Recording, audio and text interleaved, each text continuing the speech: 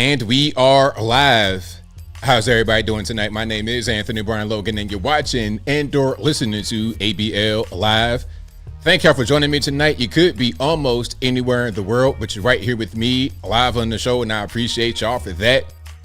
We got a whole lot going on all over the internets, all over mainstream media, social media, everywhere.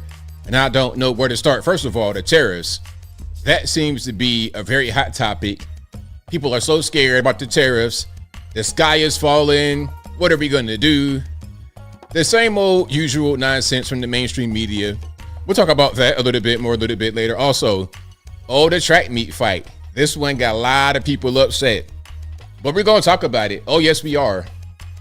Also, Congress wants to vote from home. You guys literally work 15% of the available work days during the year in DC. Why is it so much to ask for you to come to vote in person after you didn't have a baby? Like, what's really going on? I know people that are in nursing, have the baby, and they're back a week later, a month later at best. Y'all only work 15% of the work days and you can't even go vote in person? If you're a Republican and you support this, then how are you going to support in-person ID only voting in your state? Like, the hypocrisy is real. We'll talk about that a little bit more a little bit later. Also, we got a Supreme Court on our side, or at least on the side of justice. I don't want to say on our side. On the side of justice by allowing criminal alien gang members to be deported, to get sent up out of here, to make foreign big rocks into little rocks rather than domestic. We'll talk about all those things and more on tonight's episode of ABL Live.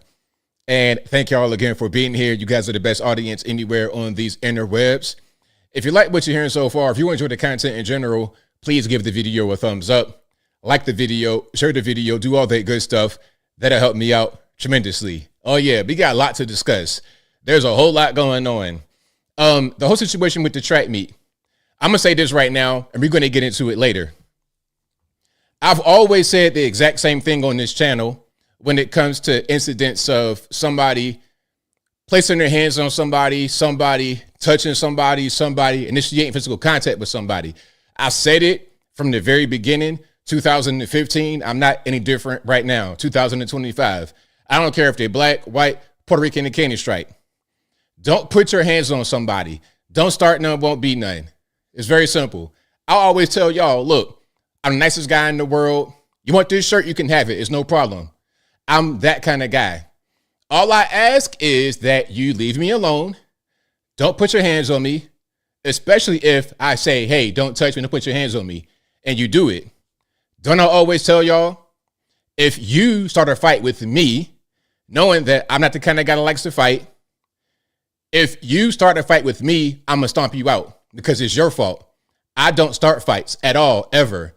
I am the nicest guy in the world until you approach me. And I give you warning because sometimes people are like children. Adults sometimes are like children. And in this case, these are young men. Sometimes they're like kids. They want to test their boundaries, especially me being the big person, whatever. Okay, that's the biggest, blackest guy here. Let me try something with him. And I tell you, no, let's not do that. Don't touch me now. I'm going to tell you once, maybe twice. If it continues, now you're going to get stomped out. And don't call the police because it's your fault.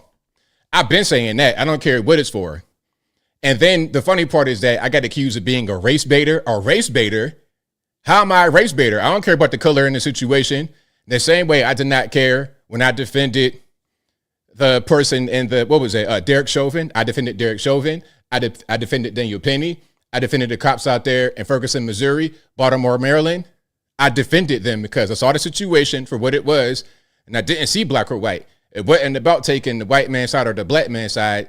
It was about calling it how I see it and telling the truth and being honest, regardless of what color there was. I don't really see color in that situation. I see the truth for what it is or for what it's not.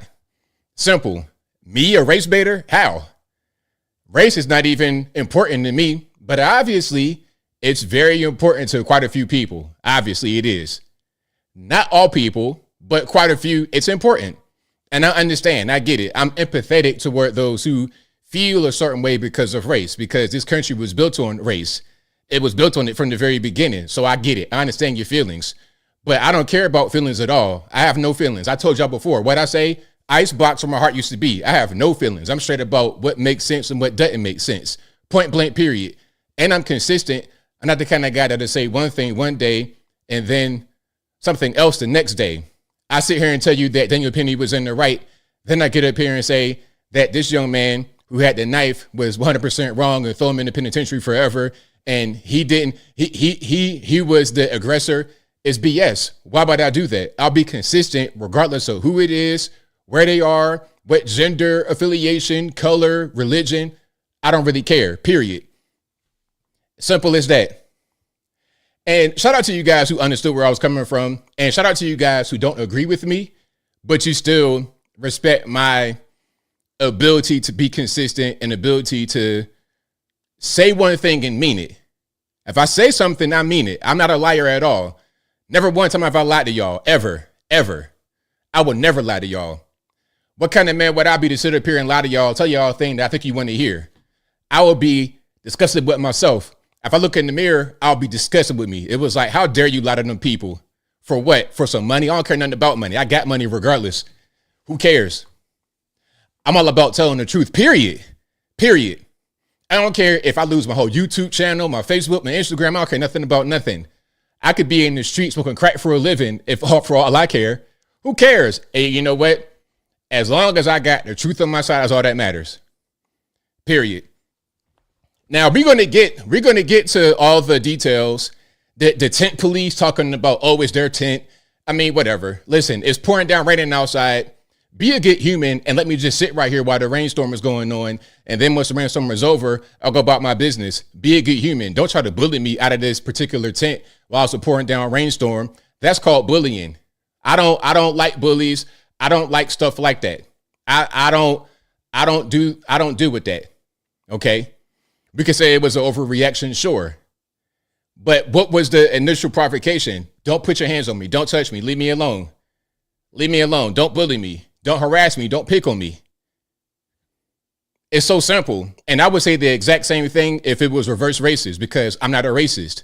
If it was two black boys, the twins, harassing the white boy, I would say the exact same thing, because I'm not a racist person. Just like Daniel Penny, I said he was in the right for restraining that black person because that black person was threatening people on the train. And I said that people want a guy like Daniel Penny to be on the train with them to protect them from that kind of situation, regardless of what color Daniel Penny was and regardless of what color Jordan Neely was. Period. But we're going to get to it. Oh, we're going to get to it. And hey, check it out. Here's something else. Check it out. If you don't agree, we will talk about it later, right around 10 p.m. Y'all know how I do. Once I get done with my videos and whatnot, we're going to talk about it. And I want to hear from y'all. Hey, all the vocal people talking about ABL, this, that, and the third. I want to, hey, give me a ringy ding ding on the phone. Give me a ringy ding ding on the phone, 10 p.m. All right, let's do that. And if I don't get any calls, I already know what time it is. People are cowards. I'm not a coward.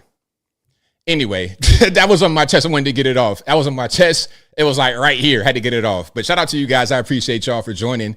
If you like what you're hearing so far, please give the video a thumbs up. Like the video, share the video, do all that good stuff. That'll help me out tremendously. We got a whole lot going on. There's a lot of videos we got to cover.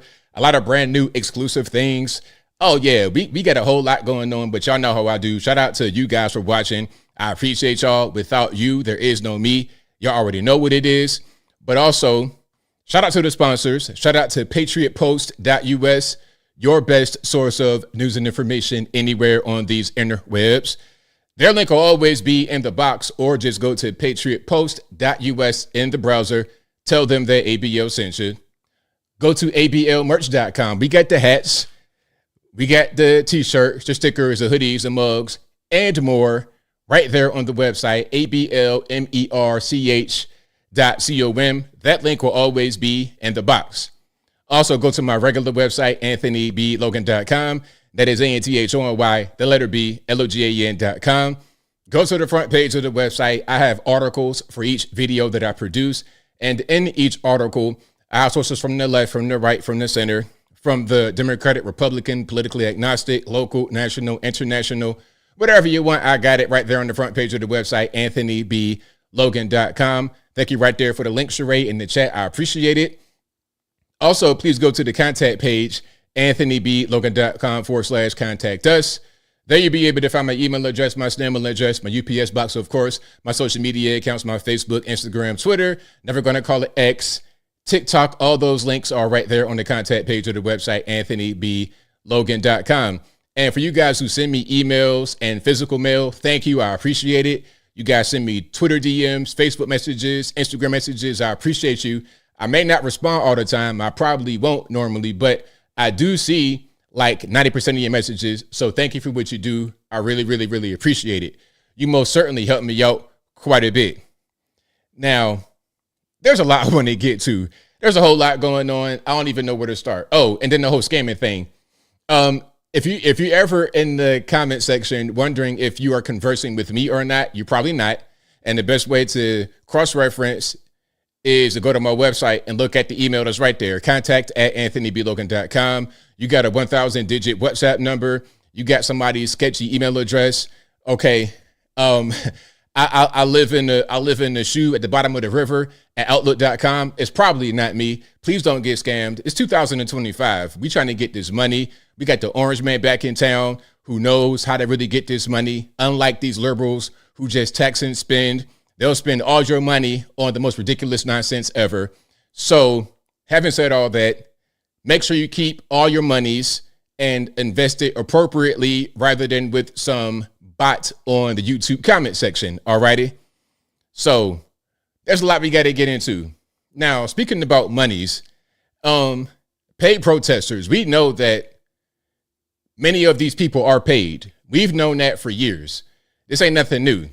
But oftentimes we get speculation. We get sketchy looking posts that might halfway look fake, emails, weird looking receipts. But here we are. We got kind of a street interview kind of thing going on. And this young, I don't want to assume his, her gender. I think it's a young man right here. And if I'm wrong with the gender, don't sue me. Don't get triggered. Don't get offended. Don't break down, start crying. But anyway, this gentleman is a paid protester. Let's check it out. Let's hear straight from the horse's mouth, shall we? And how many hours? How much you get an hour? 25 cents. 25, right? We're getting 25 an hour. 25 bucks. Hey, you know what? I would do some crazy shit for 25 bucks. All right. So look, you're getting paid $25 an hour to be a paid protester. And you're wondering why you're seeing so many of these protests pop up. Obviously, they're not all organic. You're going to have some people, a lot of your super far left, liberal, older generation, they're going to be out there many times for free because they just get brainwashed by television. But the younger generation, a lot of them are just out there because they're just trying to find something to do. They're trying to get a job. Their boomer parents then bought their house in 1965 for a box of Apple Jacks and a carton of goat milk. Okay. That house today is worth $1.8 billion on Zillow. I'm exaggerating, not 1.8 billion. How about 1.2 million? Yeah, that's more like it. Their house is now worth 1.2 million on Zillow when they bought it in 1975 for a Babe Ruth rookie card and $10,000. And also, you promised the governor's daughter you would take you would take her to prom. That was your deal in 1975. And that same house is worth $1.2 million.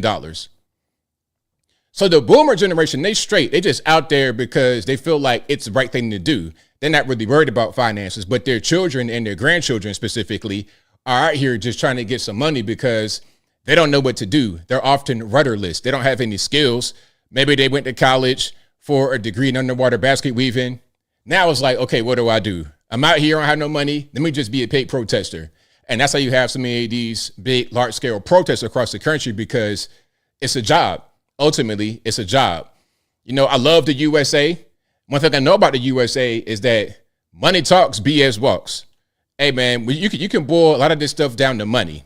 It's all, you know, why do we have this crazy bill with 10,000 pages? Because each page might count for $1 million ultimately in spending. It's all about the almighty dollar. Now, these protests are happening in real places. Now, you've had New Yorkers who don't like the protests. Look, New Yorkers have spent the past 18 months being terrorized by these individuals. Terrorized. And they're done. So what's happening now is that New Yorkers are fighting back against the protesters. They're throwing bags of doo-doo out of their windows in the high rises down to the so-called protesters on the ground level. Check it out. They threw it from up there. And they're throwing hot water.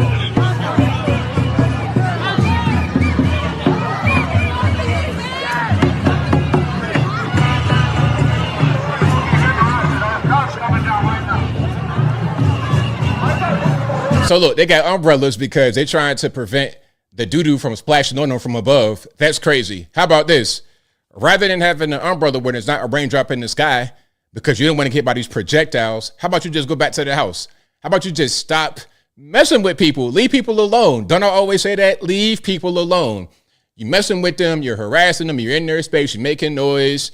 You're just doing way too much. So now they got a doggy bag from the top of the 15th floor. They're going to just shoot that right on down to you. And if it lands on you, oh, well, you shouldn't have been down there messing with people, disrupting their peace for however many days you've been out there.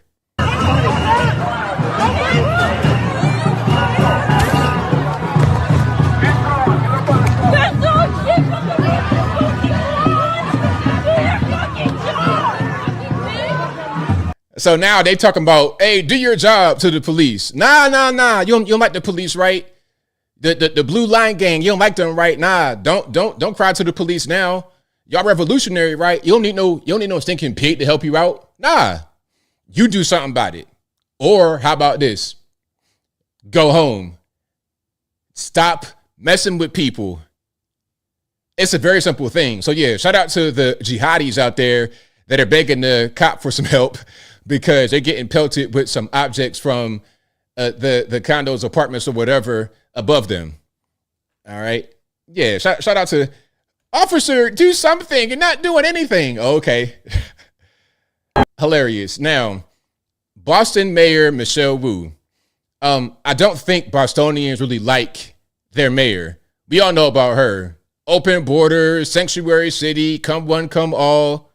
We all know about Boston Mayor Michelle Wu. Red Sox fans, they're not really big fans of her. Let's check it out.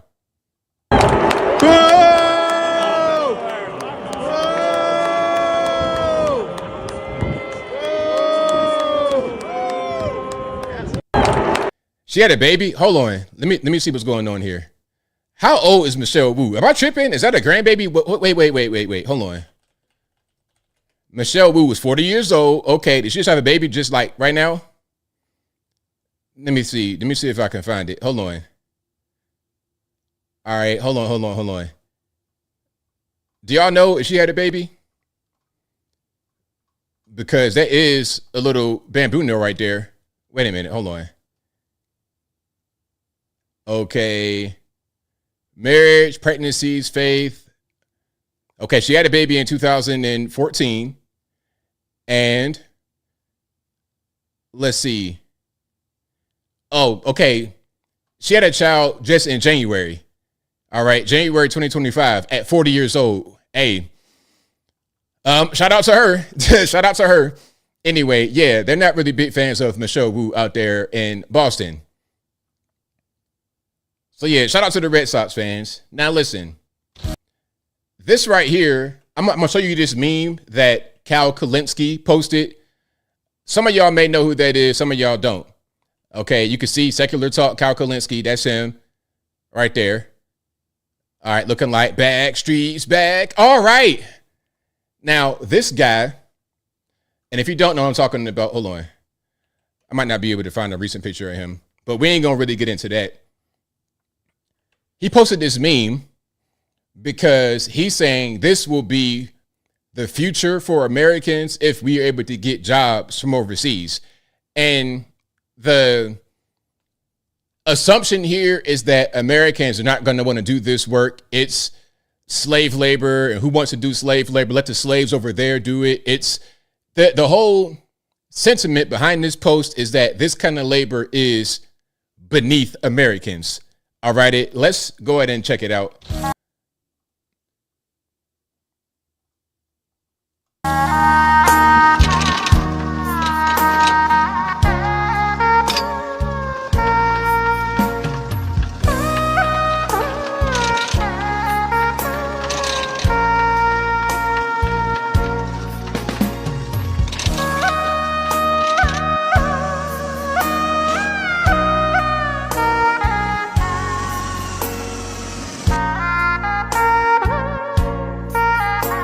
So that's the whole thing. He's saying, oh, that's going to be the way the jobs are over here. First of all, what you're going to have in America is a lot of automation. You're going to have it be more of a high tech environment, actually. And even if those jobs were what we did, so what? So what? I mean, if it's okay for them to do, why can't we do it? There's a lot of very poor people that could use those jobs. We used to be able to do those jobs in this country before we just sent everything to China. We used to do those jobs in this country. We used to actually make things here. We were the top, we were the world's top producers until we sent everything abroad. So why would that be a bad thing? It reeks of classism. That's kind of what it's like. That's what I'm seeing. What do y'all think? Is that a classist type of thing to do? To post that meme to say, oh, y'all don't want to do this? It's the same thing that Jasmine Crockett says, oh, well, who's going to pick the cotton type of situation? The same old liberals, the same old left, they've not changed. Why are we going to free the slaves? Who's going to pick the cotton? What are we going to do? It's the same mentality. They have not changed. So when they say, oh, ABL was a party switch, when did that happen? When did that happen? When did that ever happen? Why has Washington, D.C. never, in their history of being able to vote in elections, why have they never voted Republican ever in their entire history? Because Republicans are the party of reduced government, anti-slavery, empowering American citizens, while the Democrats are the party of subjugation and class. Permanent underclass, you guys just do those dirty jobs that nobody wants to do, while we live up here, you know, in the sky. While we live like elites, you guys are peasants. You know, isn't that a fiefdom? Maybe I'm saying I'm getting my terms mixed up, but that's kind of what it sounds like. So yeah. Hold on. Darlene says, yes, textile mills in the Southeast, fine furniture in the Carolinas, flooring, appliances, electronics. I can remember those days. Yep. Hey, where I live, they got a big flooring. They got Mohawk flooring right there. And a friend of mine worked at Mohawk flooring. If you're watching, shout out to you, bro. This guy makes a lot of money. This guy married with kids, nice big house, vacation all the time. Like, people just don't even understand what actual working class people do. They don't understand what is out there. All they do is look at us and they look down on us. That's all that it is. And that's why they cannot connect to us. They trot these people out, big, fat, crazy looking people on TV, tampon 10 walks, twirling around, and they don't understand. Why is he not really connected to the people? I thought he was a football coach. I mean, why is he not connecting? Because they're irregular people. We're regular, they're irregular, and we don't really vibe too well. We don't really vibe too well at all. So yeah. All right, hold on. I'm reading some of the comments. Hold on. Paul says, the other day, kind of made a comment on the track meet death. I mean, look, we'll get to the whole track meet thing later. Don't worry about it. You be, hey, hang out till a little bit later. We get to the whole track meet thing. Don't worry about it. Now, speaking about class warfare and who looks down on who, these are the kind of people. Listen, these are the kind of individuals right here who look down upon working class people, conservative people, Trump voters. It's these kind of individuals. All right, you ready for this? Now, don't nobody get offended. Don't nobody call the police on me or nothing like this. Don't nobody call the police. But look, this video says, taking my Jewish girlfriend to a progressive Christian church. Okay, so I suppose that's a man and a woman. Nowadays, who knows?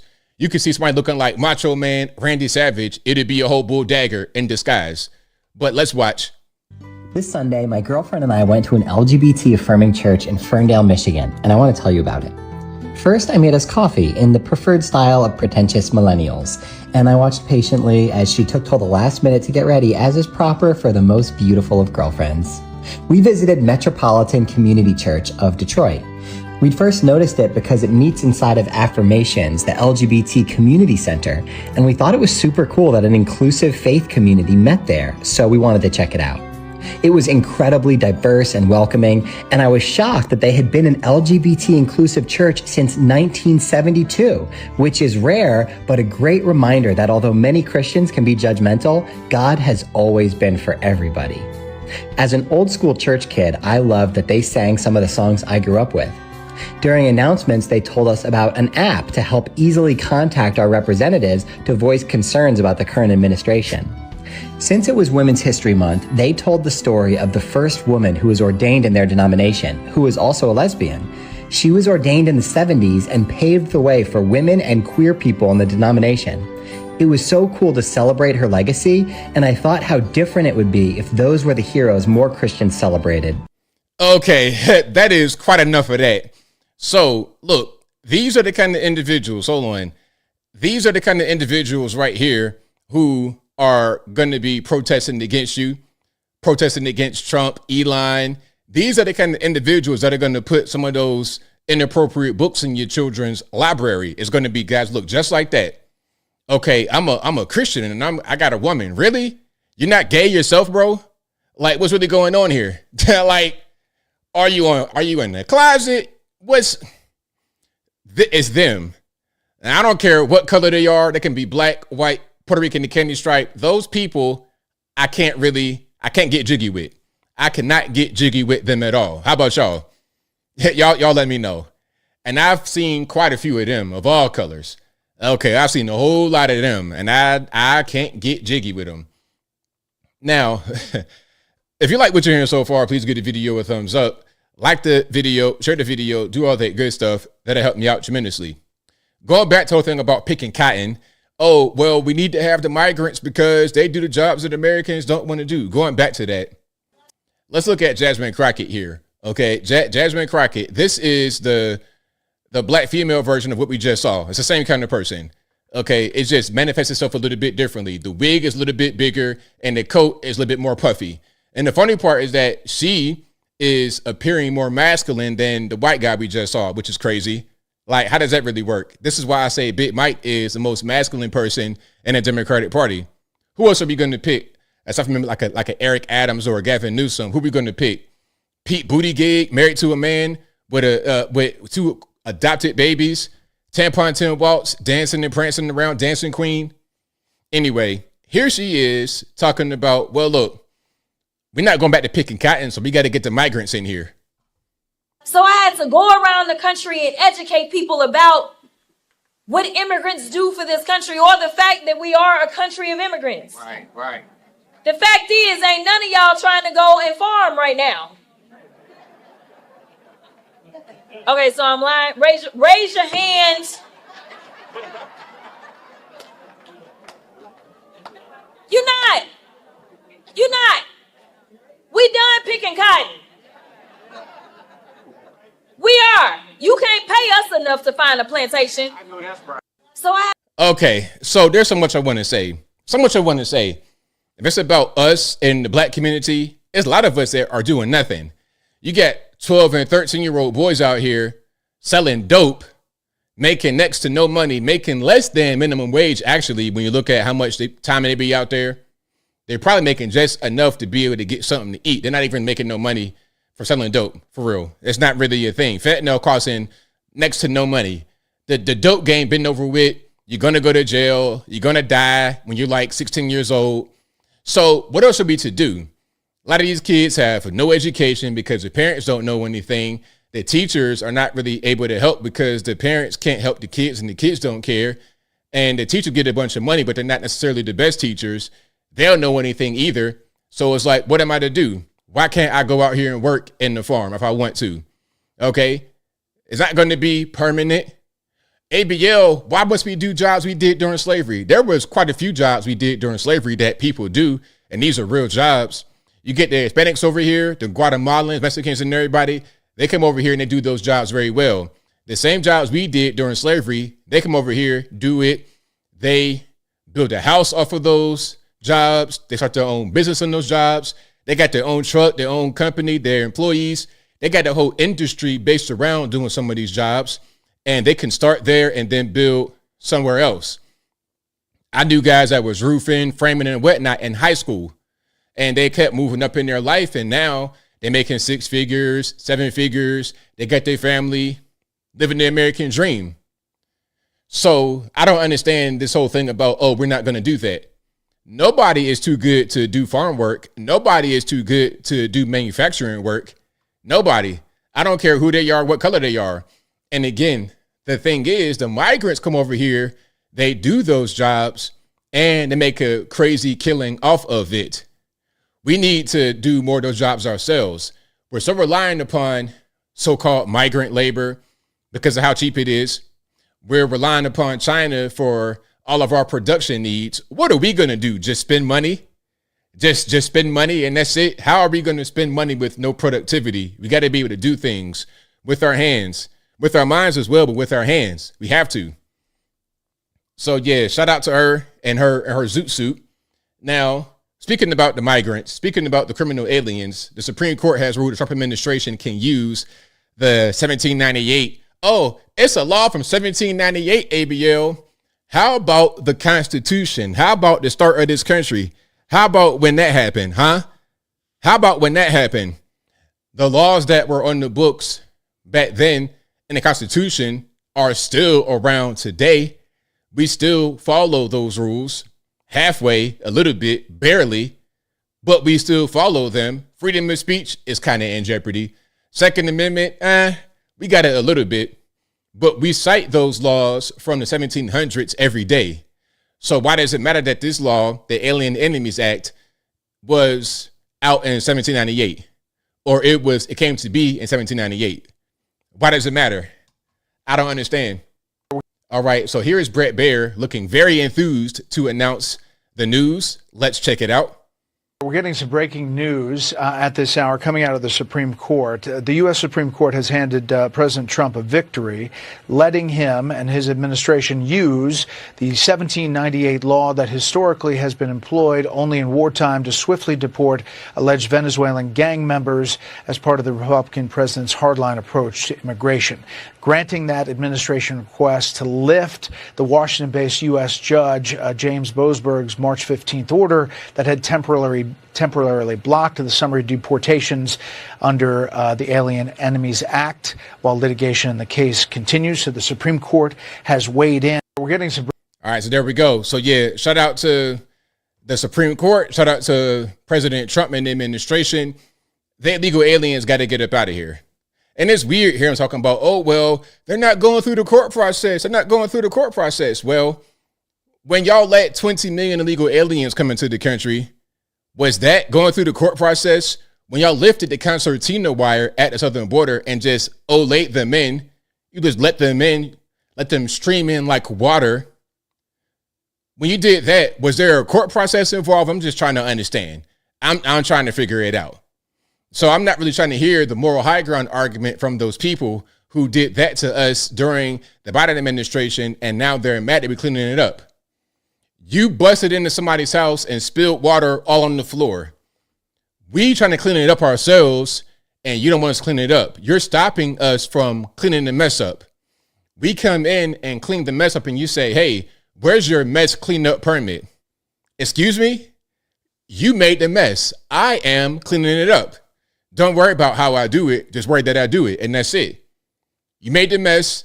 We cleaning it up, and we're going to move on with our lives. We are going to move on with our lives. All right, so yeah, shout out to the courts. Now, this guy right here, oh my goodness. These are the kind of guys that they put on TV. And listen, again, going back to the whole tampon Tim, Dancing Queen, all these ridiculous people they put on television. They wonder why we don't listen to them. They wonder why they're not effective because they're goofballs. They're morons. They get on here and they have bad acting skills. We're not convinced. They're not saying anything that makes a difference.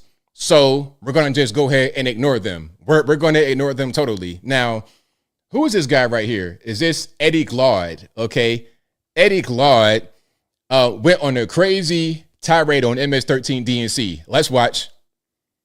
Have to grapple with it because it's the snake, it's the beast coiled up in the heart, the bosom of the country, as Frederick Douglass said. And the fact that they are doubling down on this shows you what kind of human beings they actually are. Say more.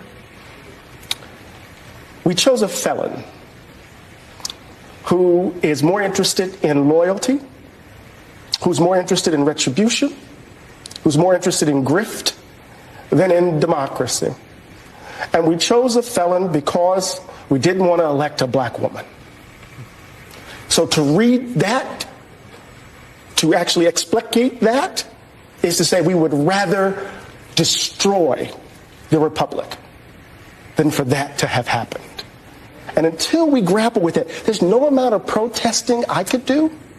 There's no amount of resistance that could come into play to actually force 78 million people to grapple with what motivated them to put themselves in this position. All righty, there we go. So again, this was Eddie Glaude, okay? Eddie Glaude or Glade, I don't know how to say my man's name, but look, okay. I just want to say this, bro. First of all, Kamala's not black. We've already debunked that. So I don't understand the necessity to keep doubling down on the falsehood like that. She's not black. I don't care what color she is. She was not the better candidate. She was awful, and y'all know she was bad. Y'all know she was bad. That's why you waited to the last minute to trot her out there. Y'all know she's bad. The only reason you put her with Joe Biden is because you marketed her as a black woman, although she's not that, in an effort to gain the black vote of actual black people. That's what you did. The problem is Joe Biden was 1,000 years old and wasn't going to make it to second term. So you had to have her be the pick to run. But you guys knew that she couldn't do it. It's what y'all always do. You kick the can down the road. Oh, we'll cross that bridge when we get there. Well, the bridge got there. You didn't drove full speed to the bridge. Now you got to cross it. Now what you going to do? You're going to lose. And then when you lose, you say, oh, because they're racist. Really? The problem is that she was the worst candidate. And that's just what it was. Tell me something, bro. Tell me something that showed that Kamala was better than Donald Trump. Just show me something.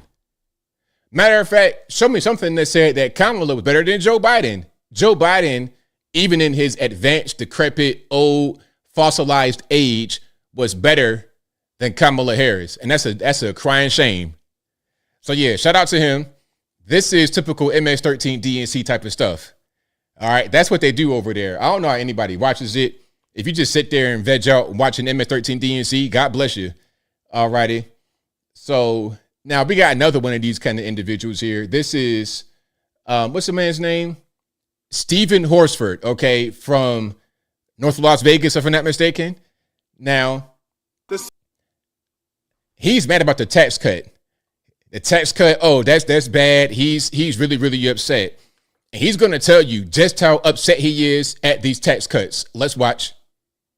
Speaker is rushing to the floor to pass a budget reconciliation to screw America by passing the biggest tax cut in history on the backs of the American people?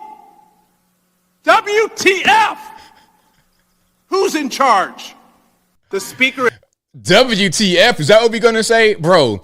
Oh, gee, golly, willikers. Jesus, crikes. Cripies. Oh, my heavens. Balderdash. Bro. WTF? Is that what we say when we're upset? Is that what we say when we kind of flabbergasted? You're going to pronounce the actual acronym, the letters in the acronym. We're going to just pronounce that? That's what we're going to do? Okay. So, I wasn't very much moved by what you said there, bro.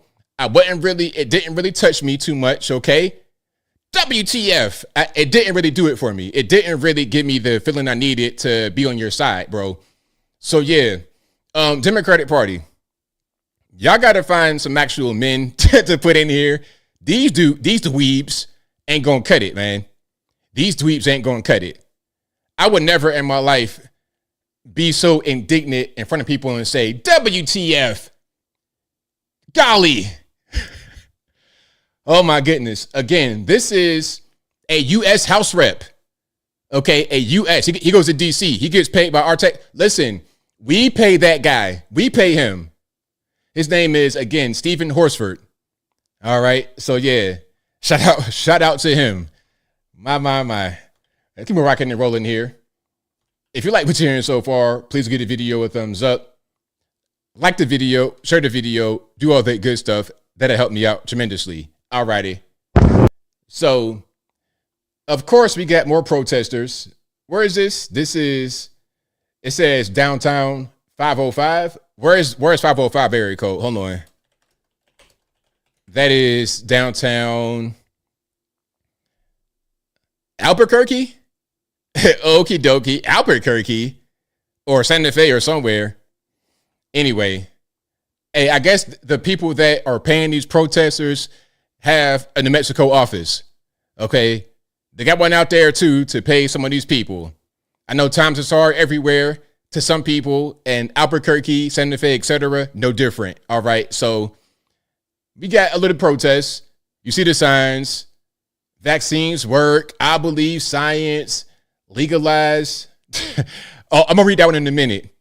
Putin's puppet. No one voted for this. My man right here has a sign that I can't really read, but if you see it, you see that he's kind of trolling. Okay. Shout out to the trolls out there doing their job. And we got one more troll in the back.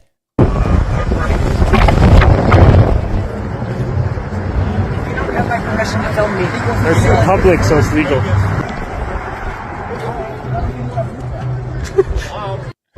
There we go. So shout out to my man right here. If you didn't see him, there we go. Free Diddy.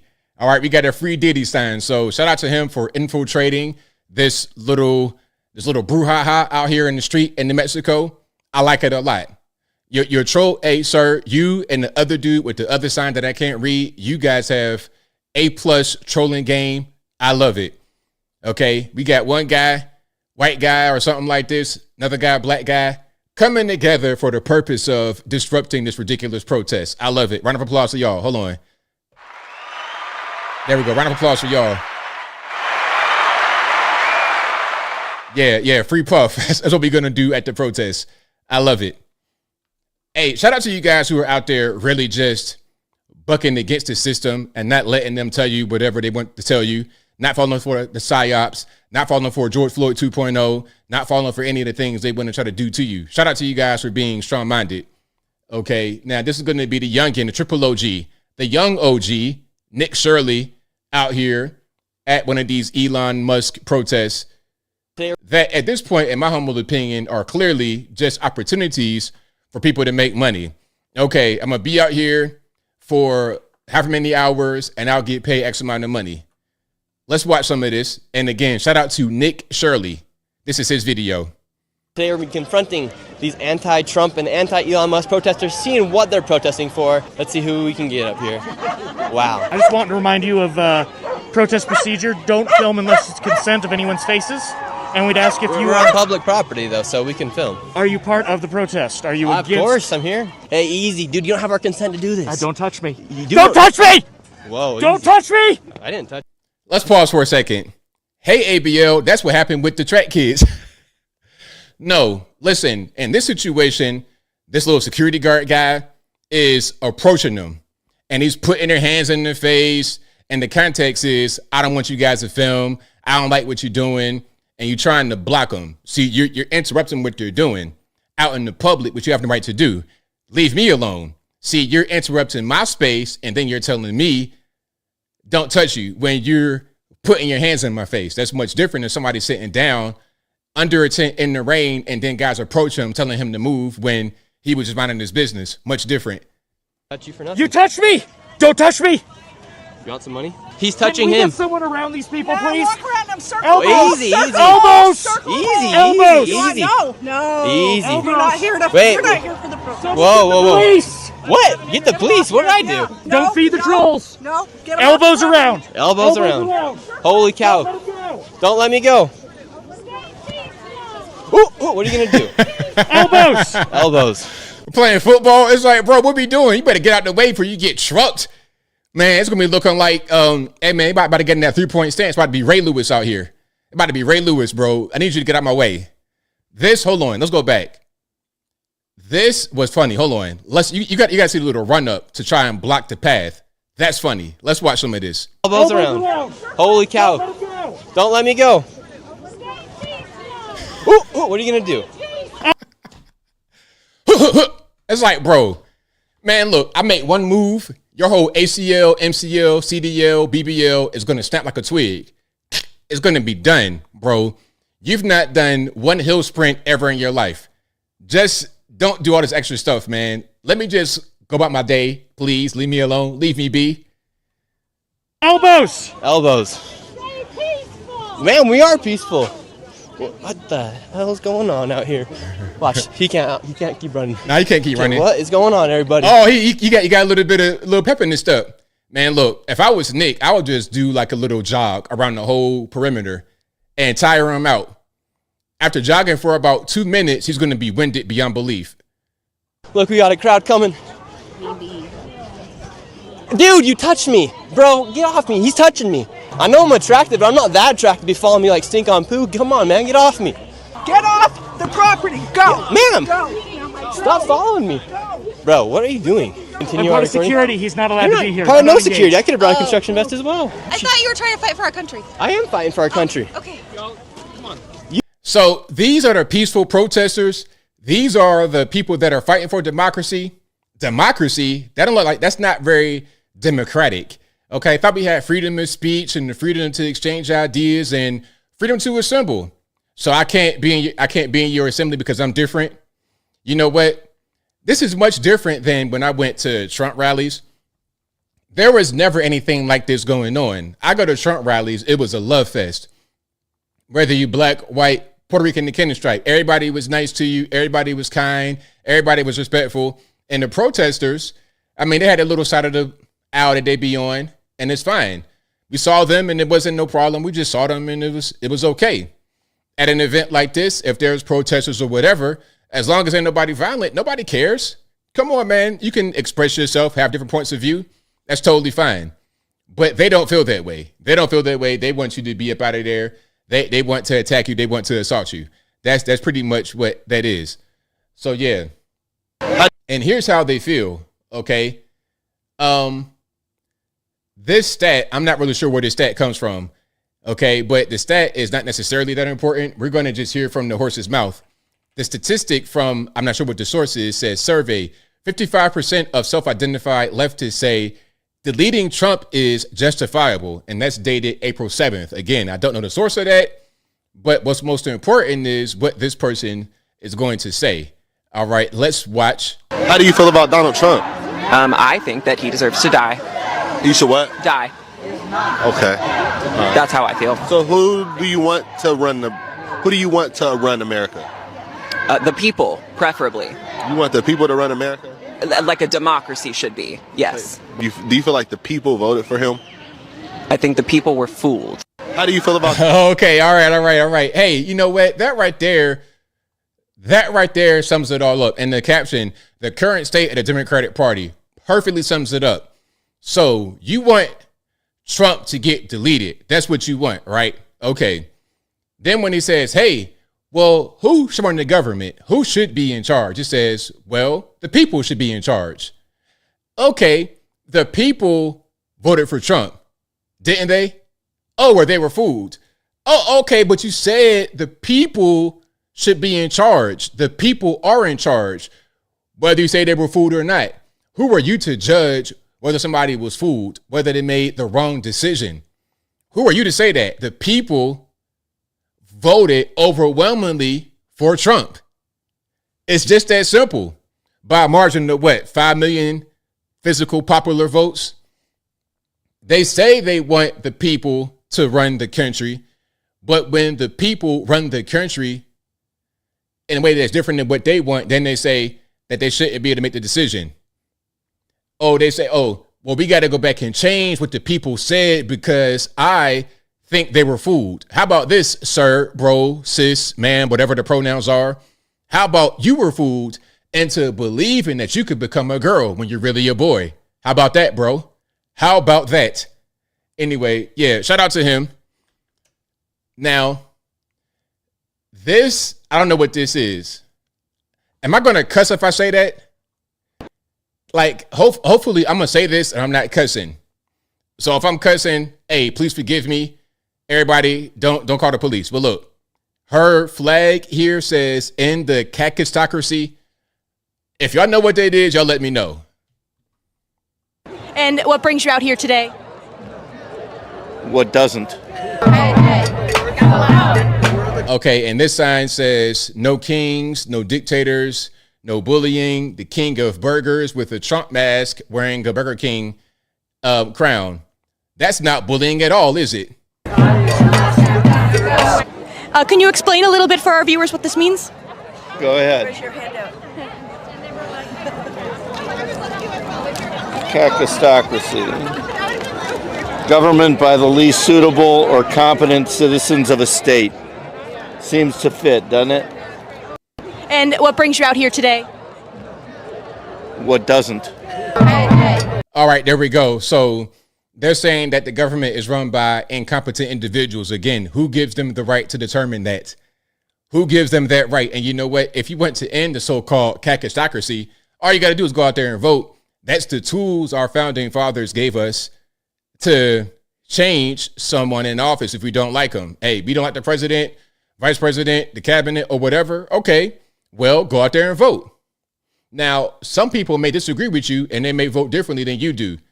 And it is what it is. That's the way it works in our country. That's just how it is. Now, cacistocracy, you want to talk about that? You want to talk about the federal government and who's actually in power behind the scenes, the permanent government? Okay, not just the new people, not Trump, Elon, or whatever, those that have been there for quite a while. Okay, here's a stat I'm going to show you guys right quick. Now, federal agencies spent more than $4.6 billion with a B, $4.6 billion on furniture since 2021, despite employees working from home. Not all working from home, but quite a bit of work from home going on. And we're spending $4.6 billion on furniture. What are we buying? Are we buying the couch that are we buying the couch that Rick James ground his feet into at Eddie Murphy's house? Is that what we doing? Are we buying that couch? What are we buying the bed that Abraham Lincoln slept in? What are we really doing? Okay, let's watch some of this. 1 second, and let's let it rock. On high-end pieces. Since fiscal year... Hold on. Let me start from the top, because the sound was a little bit low. All right, I think we good now. Let's start from the top. On high-end pieces. Since fiscal year 2021, executive agencies have spent more than $4.6 billion on furniture alone. That amount could buy 9.2 million American families a modest $500 kitchen table. During the peak years of the COVID emergency, from 2020 to 2022, agencies spent $3.3 billion on furniture, even as work migrated to Zoom. The SEC managed to spend $700,000 furnishing a single conference room in New York. $700,000 on a conference room. My. Now listen, I've had an office before. I've had a suite of offices back in the day. Now we had a conference room, and really all it was, I mean, I'm sure that their conference room might be a little bit bigger than the one we had. I understand that, but just hear me out. Our conference room had a long table, probably about 16, 20 chairs, something like that. A big table for the room. The room might have been maybe about 300 to 400 square foot. Probably a little bigger, probably about 500 to 600 square foot. It was pretty big, but it wasn't that big. We could just say 400 square foot. Long table and a TV on the wall. Now, I know that didn't cost 700 bands. That table, maybe $2,000 tops with the chairs and the TV at the time, back in like 08, might have been $500 to $700 maybe, max. So for the total room, $10,000 would have gave you all the bells and whistles. It would have gave you a beautiful table, high-end chairs, HD 4K TV. It gave you all of that for less than $10,000. So what are you spending $700,000 on? And social distancing guidelines failed to keep even the Centers for Disease Control from buying solar-powered picnic tables with charging ports that by their own rules should have sat unoccupied. And an added burden for taxpayers is that many spaces are in long-term disrepair, as we mentioned before. Federal buildings need $370 billion in fixes.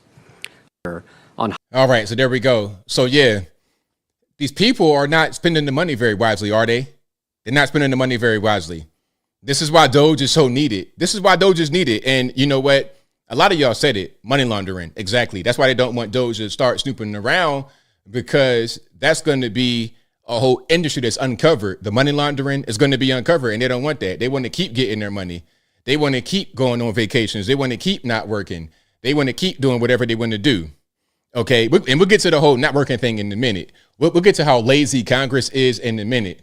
But here's something else. Now, Sunny hosting. I'm sorry I'm showing her a lot. And Sunny, I don't know what kind of drugs we on, if you did some kind of Botox, but what's going on with your eyes? I'm looking like you got invisible toothpicks holding your eyes up. I don't understand what's really happening. But here she is talking about voter ID is racist because black people don't have cars and we don't have identification.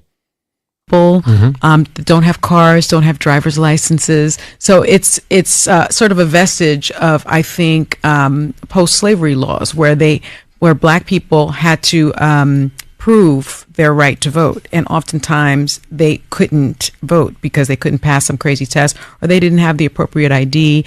It also affects women that are married. Maybe your passport reflects something that's different on your birth certificate or on your driver's license. So really the bottom line is voter suppression. And I agree with him 100%. It's a brilliant notion that less voter ID laws allows more people to vote.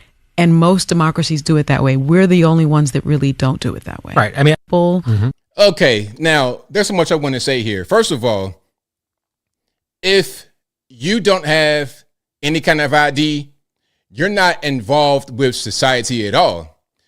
The whole thing about, if you're a poor black person, you're not going to be able to get ID. That whole thing is ridiculous because check it out. To get a lot of the government assistance, government benefits programs, you got to show ID. Okay, you want to live in a Section 8 home? Where's your ID? You want to be able to apply for WIC, EBT, TANF, etc. You got to have identification, probably more than one kind of identification. Birth certificate, driver's license, state issue ID, a bill from home. Y'all know how it go. You want to get into an income control department, you got to show not only your ID, but you got to do a background check, a credit check, and all of that. How are you going to get any kind of credit with no ID?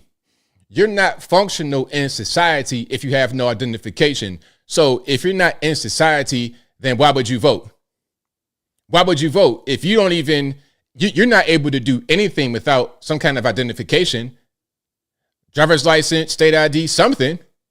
Birth certificate, passport, you got to be able to do it. How are you traveling? How are you doing anything without it? It's just ridiculous. It's totally ridiculous. And then hold on. She's talking about, most democracies do it, all this, that, and the third. Hold on. I'm going to show you something from Nigeria. And I've showed this before, but some of you guys may not have seen it. Okay, let me see if I can. Here we go. Here we go. Oh, they're so poor, ABL. They can't get an ID. Well, explain this. Huh? These are Nigerians in Nigeria with IDs to go vote. We're talking about actual real poverty, like people not eating food for days on end because they don't have any food. Not poverty like some of y'all, 1,000 pounds living in a shack or a hovel with roaches everywhere. Nah, you're talking about actual real poverty in the place, but yet everybody got ID to vote. But somehow black folks here in the richest country on planet Earth cannot get ID. And if we are required to have ID the same way Nigerians are, then it's racist. If it's racist for us here to have ID, then why are they having no problems producing identification in a very poor country? Make it make sense. We have the most money we're the rich. We're the top dog in the whole world. You're talking about a developing country. Everybody got ID and everybody's black. Okay. That's Nigeria. So I don't really get it. I don't really understand. So yeah, shout out to the Nigerians. Shout out to everybody around the world that understands you got to have some kind of security when it comes to your voting. Okay. Now, I got to show her one more time and then I'm done showing Sunny and her funny face. But here she is talking about re-elect dictators here in this country. From my perspective, I'm looking at this and I'm thinking no country can count on America anymore. They're going to ice us out economically. We're going to be on our own because they're not going to be able to depend on a country that every 4 years could elect a dictator. They can't rely upon us. Okay, so if there is no USA, the rest of the world will completely fall apart. If we fall apart, if the United States falls off, the whole world's living standards will crumble. People talking about, oh, China, they got all these clients. That we are the client. We are the top dog. It's us that drives this whole world. We are the engine that drives this whole world. Without us, there is no Western Europe. None of that stuff would, There is no Western Europe. There is no China without the United States. Now, some are going to say that we need them as well. When I say them, I mean China. China is more important, and so is Russia than anywhere else. But really, it's a top three. U.S., China, Russia. Everybody else, second place at best. And the Europeans, the French, man, please. The Germans, shout out to them, but don't be talking at me at all. I don't even want to hear what y'all got to say, man. Like, if it ain't Vladimir Putin or Xi Jinping, you could go ahead and just stop talking for real. We talking about the United States. Anyway, if you like what you're hearing so far, please give the video a thumbs up. Like the video, share the video, do all that good stuff. That'll help me out tremendously. Now, we got to get to the whole thing about people not wanting to work in Congress. Now, this is crazy. Okay, hold on. Do I have the right video? Let me get that video up of the young lady, Brittany Peterson. Now, Brittany Peterson, or Pedersen, anyway, Brittany Pedersen is a U.S. House rep from Colorado. Now, she joined with the Republican Anna Paulina Luna, who I was, a proponent of. I met her before. Nice person in person. They came together and they tried to pass a bill that would allow new mothers to vote remotely. Now, this is crazy because, okay, they not only wanted that for new mothers, they wanted it for fathers, new fathers, and for people that are going through bereavement and also an emergency, quote unquote, whatever that could be. It seems pretty vague. Now, they were able to get that for another thing they did. I forget what it was called already, vote sharing or something like this. But what they got does not actually count toward a vote that'll matter. So what they got was the ability to vote present while they're not there, but that present vote does not count as a yay or a nay. So they really need to get something passed. They got to be there in person ultimately to cast a yay vote. Now, look, let me show you something right quick because this is pretty important. Okay. How often do members of Congress actually work? How often do they work? Like when I say work, I mean, how often are they in DC? Because that's the whole thing. Oh, I need maternity leave because I can't fly to DC. It's too much on me, all this, that, and the third. Okay, now look. Here is the official 2024 calendar. It affords members an estimated 57 full work days in Washington. How many days in the year? 365 days in the year. They're only working 57 full days in DC. Look at this. Now, I'm going to just kind of break down this map here. Okay, check it out. The days in red are travel days. So they give them those days. They kind of count those days as being on the Hill, although that's when they're going to be flying in or flying out of DC. So let's say, for example, you living in Colorado, and to go to DCA, take you about what, 4 hours, 4.5 maybe. You get up at 8 a.m., you get there 12:30 noon. Okay, well, 8 a.m. Eastern time, you get there 12:30 noon Eastern time. And you get the whole rest of the day to do whatever you want. That counts as a travel day. Okay? That's the red days. The blue days are when they actually work. The days that are gray, you can do whatever you want. District work, you could be back in your home state doing whatever. But look, they get 2 whole months off. August and October. The entire month off. When's the last time you got 2 months off in a year for a vacation while making $174,000 a year? Huh? They got a brand new shiny $12 million daycare facility right there on Capitol Hill. In my video, I said that it was free. I'm not quite sure if it's free or not. I think it's still a charge. They said like $1,100 to $1,700. But if you're making almost 200 bands a year, what's $1,000? It ain't really that much. You got it. Don't worry about it. You probably married too, and your spouse make money. Y'all can afford it. But anyway, let's get to Brittany Pedersen and what she was talking about specifically. All right. And if you like what you're hearing so far, you'll know what to do. Now, again, remember, there is a daycare right there on Capitol Hill. You could just walk outside a few steps, drop little Bambino off, or leave the baby back in Colorado where you're from, and then go vote. But she has to bring the baby on the floor as a prop. I understand that my colleague, Representative Luna, has done everything she can to try to find a path forward.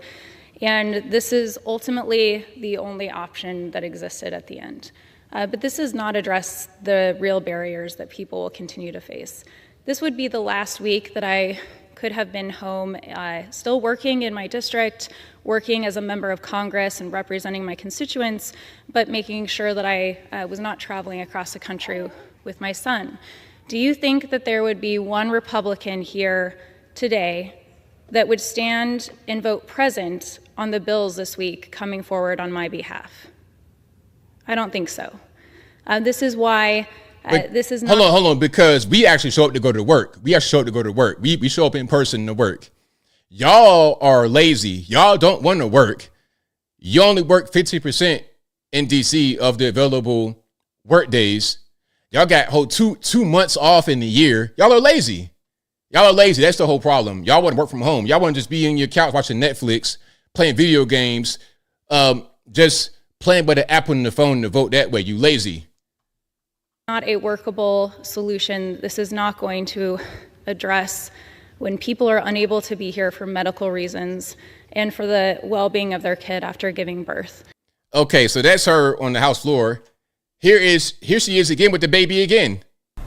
I mean, look, you done so many interviews with the baby, and it's funny how she's talking about, well, I'm not going to be able to be here, but you somehow you managed to come to the House in person to argue about not coming to the House in person with the baby in your hands. Please cut the nonsense. You got enough money. You're able to make arrangements. There's childcare provided for you right there on the Hill. I don't want to hear it. Representative Pedersen, let's talk about proxy voting and why your constituents here in Colorado should care about this and people all over the nation.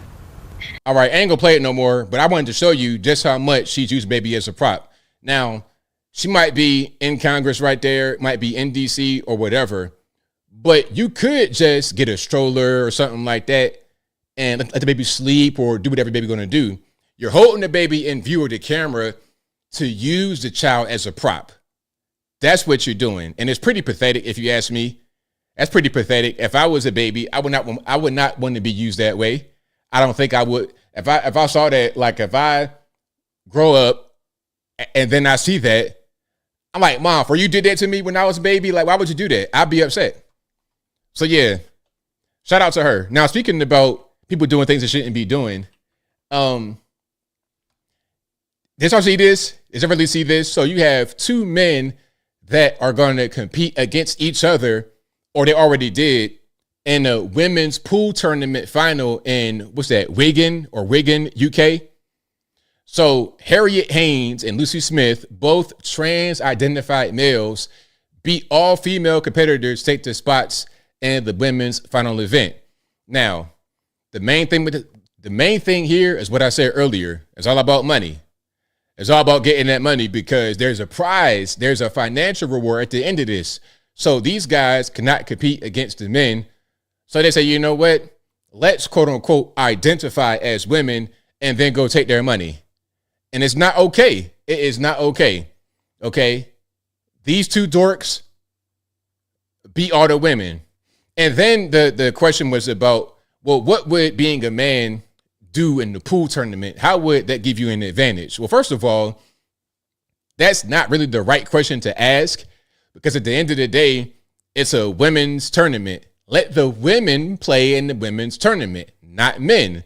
Same thing for the men's tournament. And again, as I always say, you have never, ever, ever, ever in your life, maybe you saw it one time, maybe, like seeing a pig flying. You might have seen that one time too. But anyway, you never see so-called trans men, which are biological women identifying as men, trying to compete against regular men. Imagine the so-called trans man trying to play in the NBA against LeBron James, all these guys. You're going to figure out real quick that you're still a woman at the end of the day. You're going to figure out real quick. One elbow, one handshake. Oh, man, you're going to be on the ground. All of this right here is going to be pushed back in time. You're going to be crying. It's going to be a whole big mess. You're going to figure out very quickly that you're a woman. Okay? What you have here, these like the incel kind of guys that are lesser men, weak men, inferior men having to beat up on women to gain an advantage. That's what you have here. Just call it how it is. And somebody might say, oh, ABL, you're being homophobic. Homophobic? I'm not afraid of these. These guys right here are the least scary people on the earth to me. I'm just saying that it's not right. It's unfair. Now, we got a young lady here protesting these men, and shout out to her. Her bravery is amazing. You see her sign right here that says Save Women's Sports. Another sign says he's a man. Let's watch.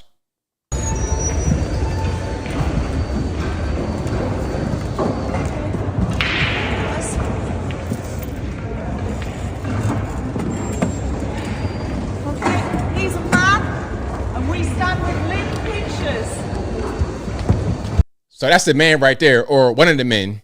Okay, you can see him with his pool stick. You can see the pool table in the background there. Hold on. You can see the pool table in the background, see him with his pool stick. So shout out to these brave women for going out there and protesting this. And as I said in my video, it'll take the women to stand up here. I can say it till the cows come home. I can say that this is not right. I can say that this shouldn't be a thing.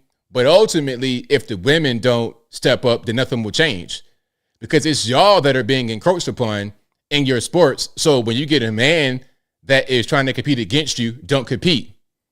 Don't compete. And then at a certain point, people get the message like, okay, we're not going to be able to do this anymore. We can't just have these men competing against women. It is what it is. So yeah, shout out to the women out there in UK for protesting the male pool players taking over the female event. And going back to what I said about what would the advantage be? First of all, men, obviously, upper body strength. We have more of it. Shoulders, everything is just, we're stronger here. Okay, that's just the truth. Women have more strength compared to their size in the lower body. You know, it's kind of hard to explain, but they have to have lower body strength to be able to, carry a baby, things of this nature. We are upper body and overall stronger than women. Taller, bigger, stronger. So you're talking about hitting the pool stick. Obviously, you got to have more power to break. The initial break is going to be bigger. You're going to be able to hit the ball faster, further. You're going to have that advantage.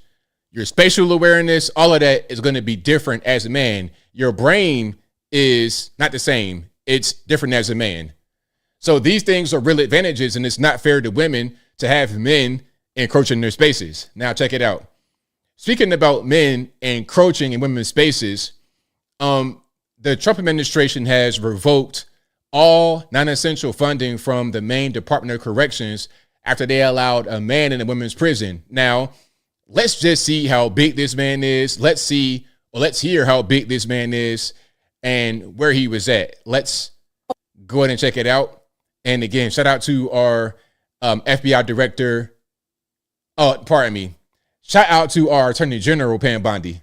What we did last night, some breaking news, we pulled all non-essential funding from the Department of Corrections in Maine because they were allowing a man in a woman's prison, a giant 6'1", 245-pound guy who committed a double murder with a knife, stabbed his parents to death and the family dog, and he identified as a woman. So they were letting him be housed in a female prison. No longer. We will pull your funding. We will protect women in prison. We will protect women in sports. We will protect women throughout this country. No more of that.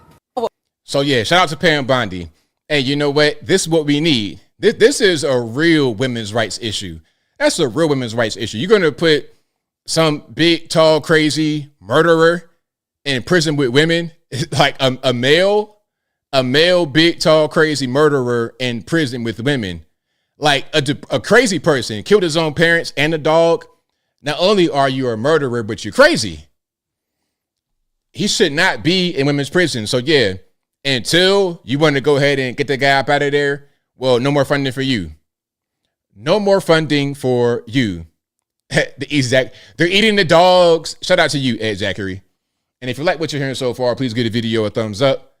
Like the video, share the video, do all that good stuff. That'll help me out tremendously. All right, we got a whole lot going on here. Okay, so the Supreme Court blocked a lower court ruling that ordered the administration to rehire. Hold on. Let me say that one more time.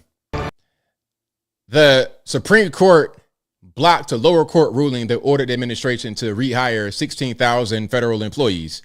All right, so we got them out of there. And they're trying to bring them back. The Supreme Court said, no way, Jose. Let's watch. We start, though, with breaking news at the Supreme Court. It just handed President Trump another win, allowing his administration to fire hundreds of probationary federal workers. I want to get straight to Paula Reed, who was looking through the decision. Paula, what did they say? So, Dana, this is a significant win for the administration. The fourth one that they have notched from the Supreme Court in just the past few days. Here, this decision is focused on thousands of fired probationary federal workers. Now, this decision will allow the government to keep those individuals off the payroll, while the larger questions about these firings are litigated. Now, this was decided not on a constitutional issue or really on the merits. It was decided on something called standing, which is whether the individuals who brought this lawsuit had the right to do so. And here the court says that the 9 nonprofit organizations did not have standing in this case. So again, this is sort of a technical win, but it is still a win for the administration, though it's unclear how this will apply to all fired probationary workers, because a separate judge in Maryland earlier this month ordered a pause and a reinstatement of some employees that are not covered by this case. But I do want to say, Dana, the Justice Department, the Trump administration, they've been waiting for a while for good news from the courts after a string of losses, and they have been getting a lot of good news from the high court over the past few days. There we go. So again, shout out to the Supreme Court. Shout out to the rule of law. Shout out to things that make sense. And like I said before, I'm not trying to tap dance or somebody's job grave. It's not like that, but the government has gotten way too big. It's way too big, way too bloated, way too expensive, a bunch of wage fraud and abuse all over the place. So we got to get the government back down to size. And people always say we got to do it. Obama said it, Slick Willie, they all say, oh, we got to reduce government. We got to make cuts. But do they do it, or do they just keep the can down the road, expanding? I saw the government expand. The government expanded like the stock market expanded. When I was a kid, like I said before, Virginia, where I grew up, Virginia was a red state. It was a solid red state. But I noticed as the years crept along, like once you get past the 90s, more into the 2000s, it got purple, and then it became solid blue. Now it's still kind of a little bit purpley because you got Glenn Youngkin, but it's really a blue state. Why? Because of Northern Virginia, 30% or more of the entire state population is right there in DC area. That's the DC bedroom. Arlington, Fairfax, Loudoun, all of that. That's the DC metro area. And all those jobs out there, or the majority of them, come from the federal government expanding a bunch of useless things that don't really add to the quality of life in the world right there in DC. So when Elon comes in and starts to cut all of that, or at least cut into it a little bit, they're not going to like it. And the only reason they don't like it is because their money's going away. As I said before, a lot of what's happening right now all boils down to money. It all boils down to money. All right, now, speaking about work, speaking about money, hey, if you worked in the federales or for the federales and you want to get your hands dirty, well, we got manufacturing coming back. We have manufacturing coming back. Can we watch?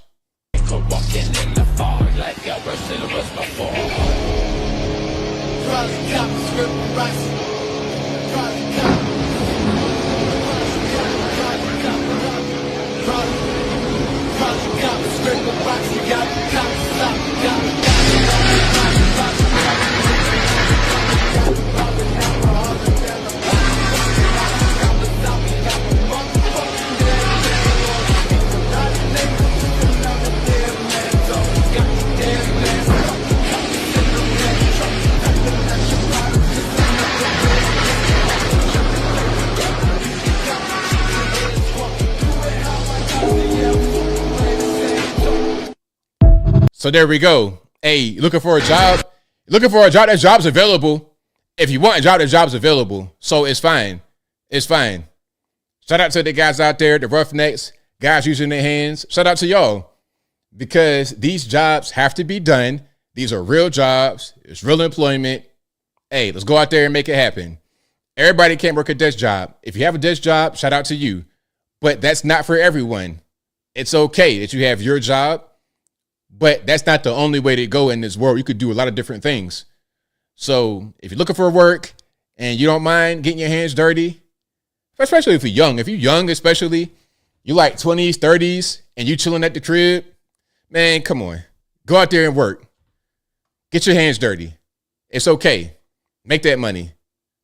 That's right, Brickyard. These jobs keep the country running. All right. So yeah, shout out to them. Alrighty. Now, what people like this, Eric Swalwell and Ilhan Omar and Al Green, all these people, what they should do is be promoting stuff like what I just showed you. You know, hardworking, good jobs, American jobs. They should be doing that. But instead, hands off my job counting how many sparkles, how many pieces of glitter are in the rainbow popsicle for $500,000 a year. Like, bro, come on, man, read the room. We don't want y'all to do that anymore. We're over that. We don't need these fake, useless, pointless jobs that just siphon our money from us. Let's watch Eric Swalwell. This is what kicking the shit fascism looks like. This is what it looks like. We've seen a lot of people cave to fascism in America. We're not. We've seen the CEOs cave. Will you cave? We've seen the law firms cave. Will you cave? We've seen the colleges cave. Will you cave? We can't cave. All right, there we go. So Eric Swalwell, okie dokie. So cussing and stuff like this, I guess that kind of helps. I guess that's like, oh yeah, Eric Swalwell, I like him. He's really radical. He used the S word on stage, man. Bro, we're not really, the people aren't really trying to hear your message about your job. Like if you're a federal worker, your job counting seashells on the seashore for $800,000 a year, we're not trying to hear about that job going away. we don't empathize with that job going away. What we see is our neighbors struggling. We see a lot of these jobs. We see the inflation going through the roof. We see us working very hard to make ends meet while you guys are fighting to get work from home when you only work every other day in Congress. It's just kind of crazy to me. But yeah, shout out to Eric Swalwell. Shout out to all these people. And if you like what you're hearing so far, please give the video a thumbs up. Somebody said it. Yeah, Eric Swalwell. It's like, bro, are you up on your fiber yet, man, my man? Like, get your fiber together. You on TV farting? Like, what part of the game is that?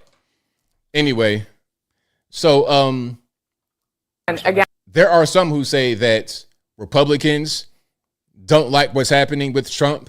Let's watch.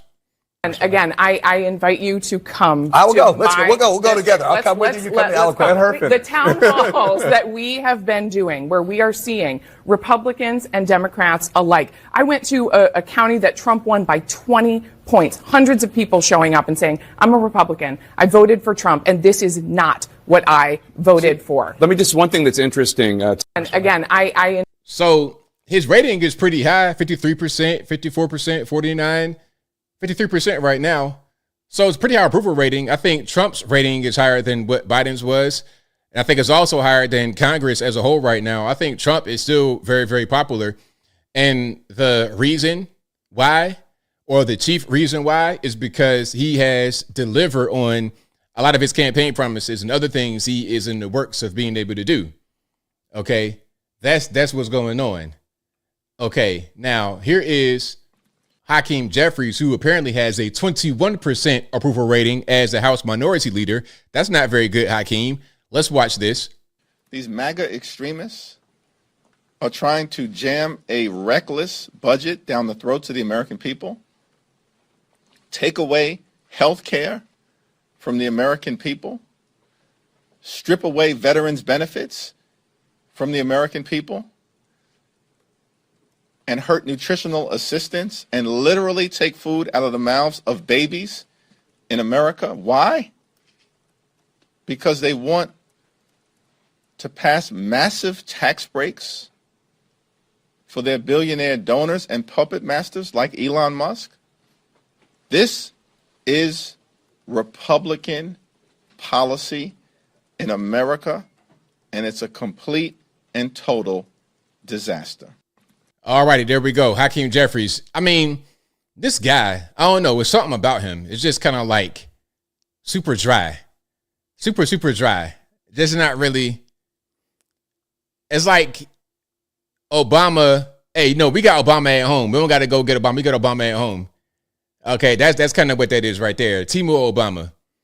Obama, like they're trying to recreate the Obama energy, but Obama was one of a kind. You can't.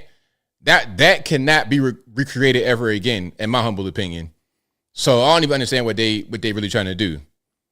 Okay, so yeah, shout out to him. But yeah, that didn't really do it for me. And there was one video I saw, where it was a young lady in the store. I think Anton had it. A young lady in the store was saying that it's unfair that in Texas, they're trying to crack down on welfare. Let me see if I can find that right quick. Now, they're trying to crack down on welfare as far as what you're able to purchase with your EBT, your welfare, your benefits card.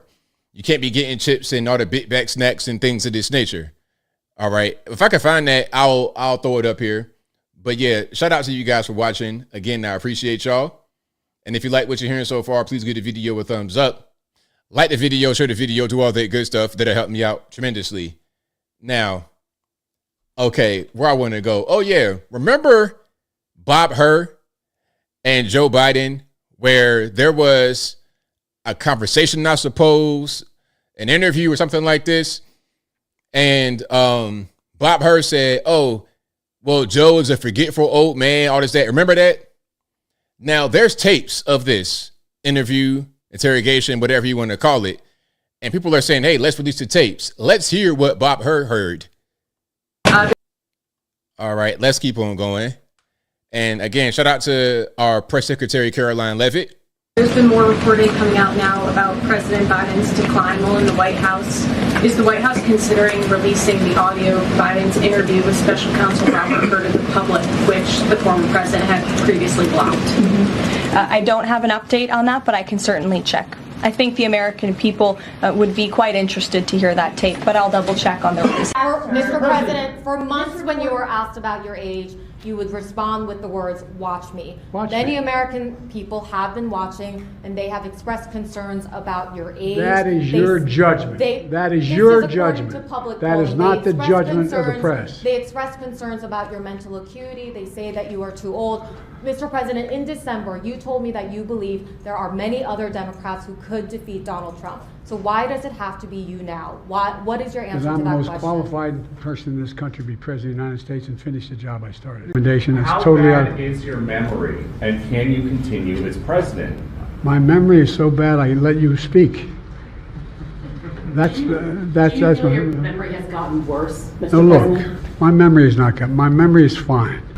As you know, initially, the president of Mexico, Sisi, did not want to open up the gate to allow humanitarian material to get in.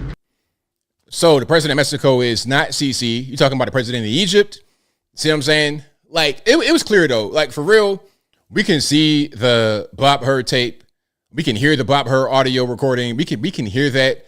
But ultimately, it's not going to actually make a difference as far as what we think. We already know that this guy wasn't all the way there. It's clear. It's obvious. It's not even really a thing to discuss. It's not like, it's not like it's going to matter what he says, because we already know kind of what time it is. Now, I think I was able to find the video I was looking for. I was able to find it. All right. Let me go ahead and throw it up on the screen right quick, because, and this is going to be an Anton video. So shout out to Anton. I'm not able to find the one without him. Like, it's so much missing. All right, let me start right here. All right, and let's throw it up on the screen. Let's do it we can do it like that. That's fine. So the state of Texas is banning the purchase of chips, soda, junk food, basically, with EBT. Mind you. Hold on, I'm gonna start from the top. I'm gonna kind of get it this way so you can see it a little bit better. I guess that'll work. Yeah, let's do it that way. So the state of Texas is banning the purchase of chips, soda, junk food, basically, with EBT. Mind you, the price for single ingredients for one meal will run you anywhere from $60 to $80. 60 is being generous. So I don't see, one, why that was any of their business, and two, why would they do such a thing when inflation is at an all-time high right now? And what about those people who don't have access? What the hell is he talking? All right, so there we go. Shout out to Anton again. So she's trying to defend the purchase of junk food with welfare benefits. And she's talking about, for one meal, it's $60 to $70 for one meal. What kind of meal are you cooking? What are we cooking for that much money? One meal costs that much? What's this meal? How many kids you got? 15 kids? You got some dogs you feeding? You got a group home you going? Like, what is the y'all give me $1, like give me $1 amount. If you have a meal for 4 people, 2 adults, 2 children, how much would this meal cost for all 4 of y'all to eat? Now, I know my prices. Off rip, I can get you a good meal for way less than 60 because I know what I eat every day. I'm a salmon and rice guy. Now, I can get 2 pounds of salmon, everybody get half a pound, and that could cost like $25 on the high end if I get the fancy salmon, which you don't have to get. I could get a pack of chicken, which would have the same or similar serving, and that'd be, let's say, $10. I get some brown rice, a bag of brown rice. That's at the max, maybe $2.50, $3. And each bag of rice has 20 servings. So let's say the bag of rice costs $2 and it has 20 servings. How much am I going to pay for each serving? 10 cents, right? Did I get that math right? Shout out to the math leets out there. Check my math, please. So 10 cents for the rice for each meal for the 4 people, so 40 cents. Now we're at $10.40. Then I like to do the avocado and the tomato. You're going to get 4 avocados. Where I live is 3 for $5. Let's just say it's 6 total for the avocados, right? So now we're at $16.44. Then we get some tomatoes. We get little snacks on the side, little cakes or something like this. The entire meal for 4 people is $20. Where'd you get $60 from? Where did $60 come from? I don't really understand. And look, y'all give me the breakdown on how much a meal for 4 people would cost and what you're going to buy. Give me an itemized list and the final for, again, 4 people, 2 adults, 2 kids. Let's say like early teenage years. So we ain't talking about babies. We're talking about like kids that are kind of big. All right. Venomous says 25 to 40. We cook for 4 people. There we go. Hold on. I'm reading some of you guys' comments.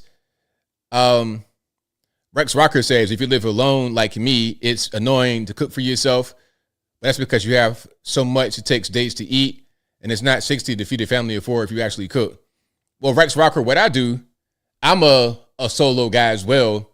I don't keep a lot of food in my house. I go to the grocery store probably 3 to 4 times a week. I go and get what I need and that's it. I don't have my refrigerator stocked with food that I'm not going to eat. I have enough for a few days. And then once it's gone, I get just what I need to eat. My fridge does not have a bunch of food in it that's not going to be eaten anytime soon. Yeah, I don't have one of them fridges where you got to like sift through things to find something edible. That's not my fridge at all. All right. So, yeah. And again, shout out to the United States. Shout out to Texas for limiting what you can purchase on EBT. And you know what I see? You know what I see on the first of the month? This is why I try to avoid Wally World, especially on the first of the month.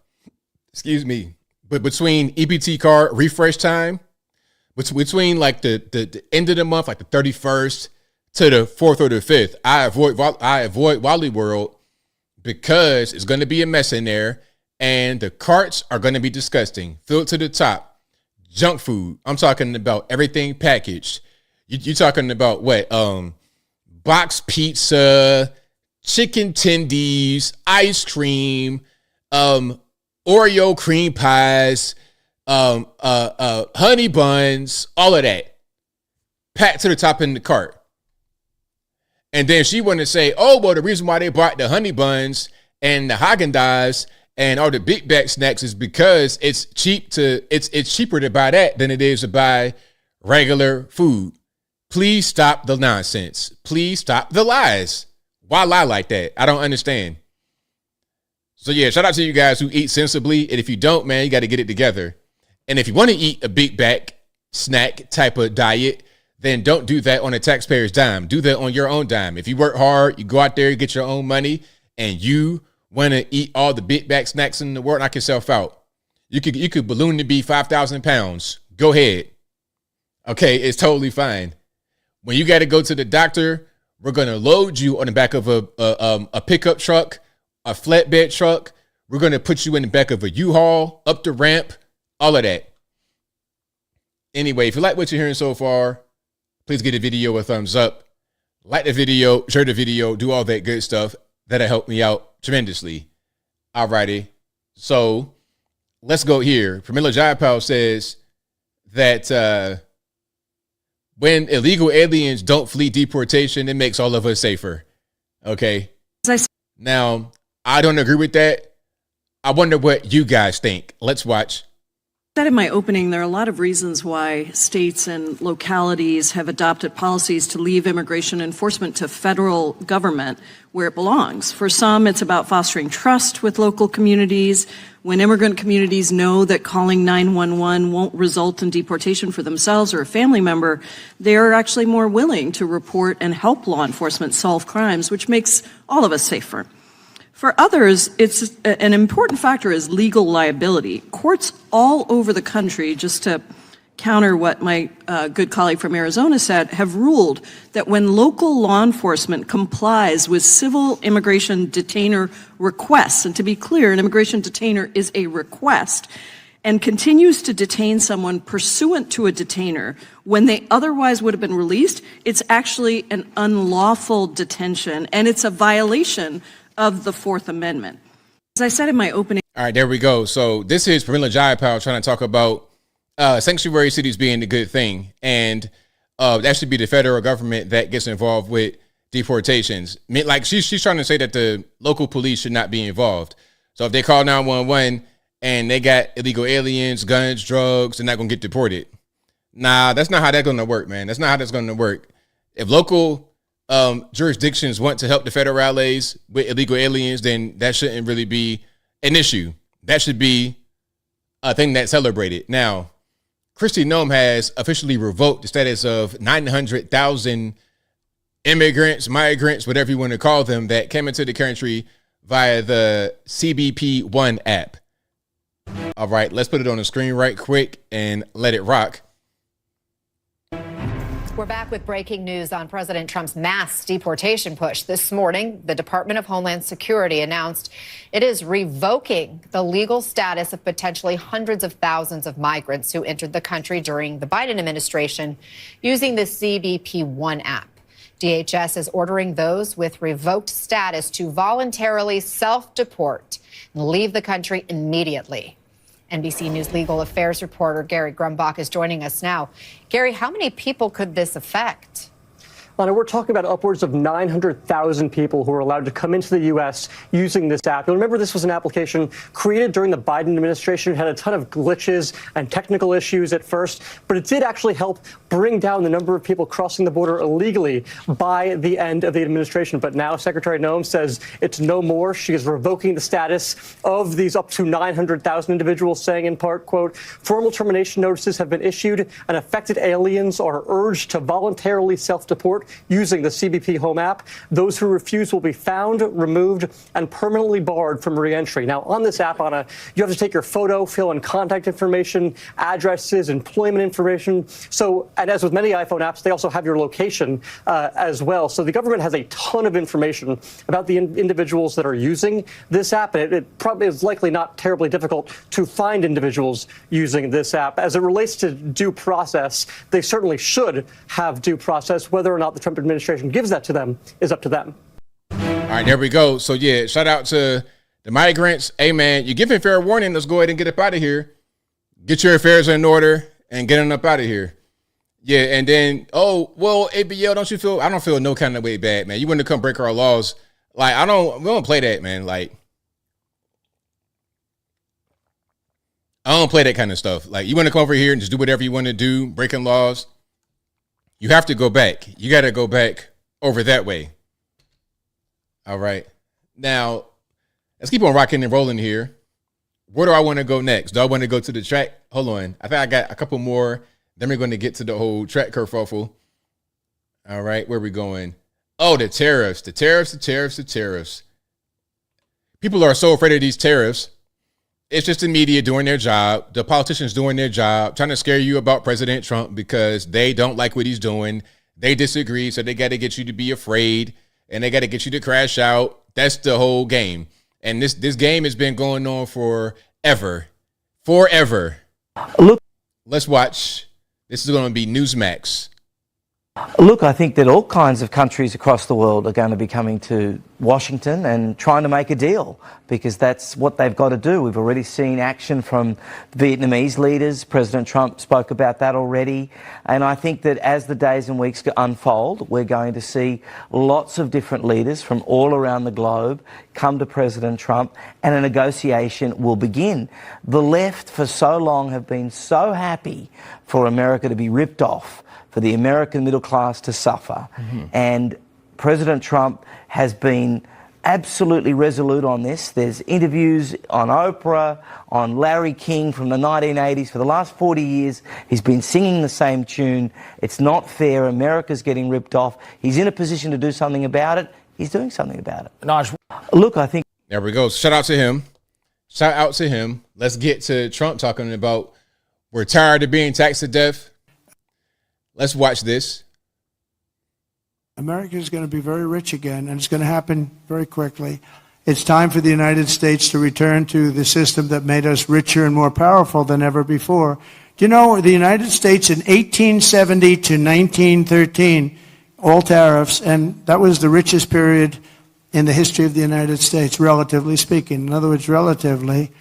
And they set up the Great Tariff Commission of 1887, and this commission had one function: what to do with all the money that we took in. It was so enormous that they had no idea. It was a blue ribbon committee. It was set up 1887, and what to do with all of the money that we had. And again, Teddy Roosevelt was a beneficiary, because when McKinley was killed, he took over this vast sum of money, and he did all of those national parks and all of the other things. And I'm not knocking him, but he was given a vast amount of money, and that was all made through tariffs. We had no income tax. The income tax came in 1913.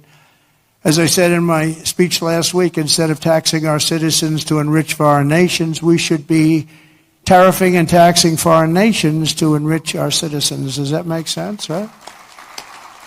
There we go. So yeah, shout out to Trump. Hey, I love it. I'm very excited about what's happening. I love the tariffs. I like what's going on. We can't keep getting ripped off, and we got to understand who we are. We are America. We are the top dog. We are the big boys in this. We can't just act like we're nobody. You know, we got to have confidence in who we are as a nation. Now, here's Kevin O'Leary. The tariffs has been flying fast and furious. I think when I did my video today, they said it was 104% on China. Now it's like 125. Now it's a pause. There's all kind of stuff going on. One thing that I knew right when they were going to do the tariffs is that it'd be a bunch of back and forth. It wouldn't just be one thing. And a lot of back and forth, a lot of negotiation. I knew that this would be a fluctuating situation. It wouldn't just be static. It wouldn't be stagnant for long at all. Now, here's Kevin O'Leary saying that we should put a 400% tariff on China just to get some fire lit up under Xi Jinping. Let's watch. 104% tariffs on China are not enough. I'm advocating 400%. I do business in China. They don't play by the rules. They've been in the WTO for decades. They have never abided by any of the rules they agreed to when they came in for decades. They cheat, they steal IP. I can't litigate in their courts. They take product, technology, they steal it, they manufacture it and sell it back here. Never has an administration. 400% tariffs? What would that look like? I want Xi on an airplane to Washington to level the playing field. This is not about tariffs anymore. Nobody has taken on China yet, not the Europeans, no administration for decades. As someone who actually does business there, I've had enough. I speak for millions of Americans who have IP that have been stolen by the Chinese. I have nothing against the Chinese people. They brought great literacy, art, and tech to the world. The government cheats and steals, and finally, an administration, you may not like Trump, you may not like his style or his rhetoric, finally, an administration that puts up and says enough. 400% tariffs tomorrow morning. He'll tell you why. Xi can only stay the supreme leader if people are employed. If we wipe out any business there, because we are still 39% of all consumables on Earth and 25% of the world's GDP, America is the #1 economy on Earth with all the cards. We will not have that forever. It's time to squeeze Chinese heads into the wall now. Well, hold on a second, tariffs Kevin. Well, I hear you, but hold on. If we're talking about people, the average consumer, not necessarily the head honchos of businesses all across the globe, can they withstand the pressure of that sort of tax on the goods? It's short-lived. There will be but what's your timeline compared to, you don't know the average American's timeline, what they can actually survive. There's people right now who can't survive 400% tomorrow morning, cheese on an airplane to Washington to cut a deal. Yeah, shout out to Kevin O'Leary. He's right on point. Now, the left kick the can down the road. Oh, we can't do that. Nah, you got to do something. Because if you just kick the can down the road, you're going to set yourself up for failure in the end. You're going to trade momentary comfort for long-term pain, long-term suffering. It doesn't make any sense. And the thing about it is, this is America. You can do very well here. There's a lot of jobs still available. Hey, I showed you the manufacturing you're gonna get a lot of manufacturing. A lot of jobs are gonna come back to this country, but you got to be willing to do it. You got to be willing to work. If you want to stay from home, barely work, get a bunch of money, them days are coming to an end. It is what it is. Okay, it's just simple as that. Now, here we have Secretary of the Treasury, Scott Bessent, talking about just so many countries are approaching them because of the tariffs, trying to make a deal. All right, let's throw it on the screen. And this is, of course, Larry Kudlow. Larry Kudlow, Christy Nome, the dog. Was that him or was that Varney? If I'm saying the wrong thing, I'm sorry. I haven't seen anything from them, but Larry, I can tell you that there are 50, 60, maybe almost 70 countries now who have approached us. So it's going to be a busy April, May, maybe into June. And Japan is a very important military ally. They're a very important economic ally. And the U.S. has a lot of history with them. So I would expect that Japan's going to get priority just because they came forward very quickly, but it's going to be very busy. And if President Trump, again, gave himself maximum negotiating leverage, and just when he achieved the maximum leverage, he's willing to start talking. There you go. So, yeah, shout out to my man Bessent, our Treasury Secretary, and shout out to Larry Kudlow. All right, that's Larry Kudlow. That's not Stuart Varney. So shout out to Stuart Varney too. And if you like what you're hearing so far, please give the video a thumbs up. Like the video, share the video, do all that good stuff. That'll help me out tremendously. Oh, here's what I wanted to say. Right here. The stock market. The stock market will fluctuate. The stock market went down, but it's still higher than it was at a certain point in 2023. In 2022, and most certainly during the scamdemic, it's still much higher than that. Remember the stock market back then during the scamdemic? Oh my goodness, it was pretty much non-existent. And even during the Biden administration post-pandemic, it still hit low points. And it hit very low points. It wasn't just a one-day thing. It was consistent for months. It was at a low point. Now it's higher than it typically was under the Biden administration, but still people are panicking because the media are making them panic. Okay, let's watch this about who should own stocks. And I am going to say a little bit about this. It's not going to be financial advice. But if you're going to own stocks, especially like the long game, you want to like have like a savings account, you can't get flustered when you see your account go down. You can't get flustered because the way stocks work, in my opinion, and I think if you see the data, it'll bear it out, but stocks are going to always go up, always. It won't necessarily be a straight ladder with no divots, no steps, it'll be like this. Hold on, like kind of jaggy, but you can see it's still going up. So if you start right here, it goes up to here, and then it goes down here. It went down by half, but it's still higher than right here. So it'll always go up in the end. If you are scared about that, if you're scared about your account losing value at a certain point, don't even own stocks. You're not really built for it because that is the name of the game. It will go up and it will go down. That's just what it is. What you want to do, in my humble opinion, what I would do is try to buy the stock when it has the best value. That's called timing the market. You're not always able to do that. And sometimes you could lose your shirt trying to do it. But if you buy it when you think it's low, you can have the best benefit. Let's watch. A lot of investors are told, retail investors are told, that they should have a certain percent of their portfolio in bonds. Maybe they're told 60-40, maybe they're told 70-30 stocks to bonds. That's something that you should do, and that's the safe way of doing it. What are they missing? Some people should not own stocks at all because they just get too upset with price fluctuations. If you're going to do dumb things because your stock goes down, you shouldn't own a stock at all. No, I mean, what are dumb things? Selling a stock? Yeah, selling a stock because it goes down. I mean, if if you buy your house at $20,000 and somebody comes along the next day and says, I'll pay you 15, you don't sell it because the quote's 15. You look at the house or whatever it may be. But some people are not actually emotionally or psychologically fit to own stocks. But I think more of them would be if you get educated on what you're really buying, which is part of a business. And the longer you hold stocks, the less risky they become. Whereas the longer the maturity of a bond, the more risky it becomes. A lot of it. So very simple. So yeah, shout out to Warren Buffett. I probably played that last time too, but I had to play it again because that right there was right on point. And if you like what you're hearing so far, please give the video a thumbs up. Like the video, share the video, do all the good stuff that helped me out tremendously. Okay, we got to get to the whole track situation. We got to get to it. Very unfortunate situation. Very, very unfortunate.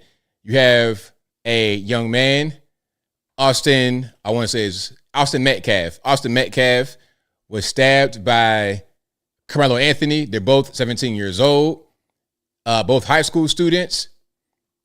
Now, some say this was a brazen murder. Some say it was self-defense.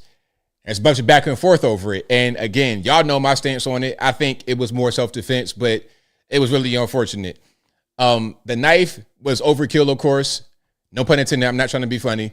The knife was too much, but you cannot put your hands on people. And I tell people this all the time. I say that every time I go on the stream and something like this comes up where somebody is invading in somebody's space, putting their hands on people.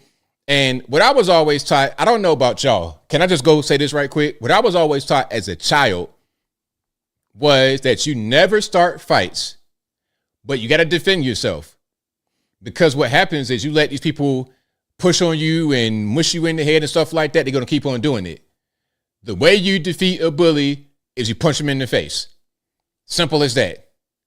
Of course, the knife is a bridge too far, but the knife wouldn't come out of the bag if not for the initial confrontation.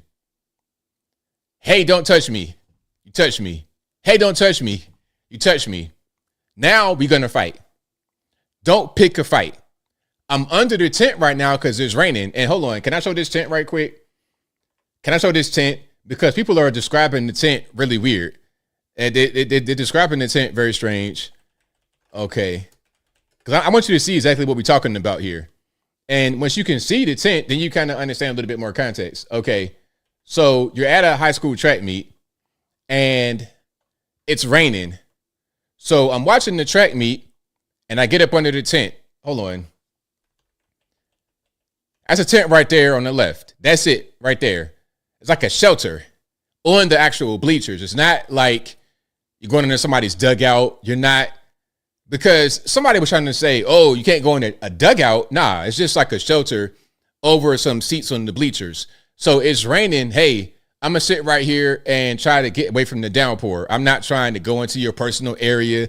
I'm not trying to go through your belongings. I'm just trying not to get drenched in this downpour. Kids come up to me and say, hey, you got to move. And it's him and probably his twin brother, maybe his mother friends. So what people like me growing up in any kind of area are going to think is now I'm about to get banked. Or like y'all say jumped. We used to call it bank. I'm now about to get banked. Not about to beat me up. So he has a weapon. He reaches in the bag to show that he has a weapon. Okay. Touch me and see what happens. What does that mean? Don't touch me. He touches him. All right. Don't punch me. Punches him, allegedly. There was 2 warnings.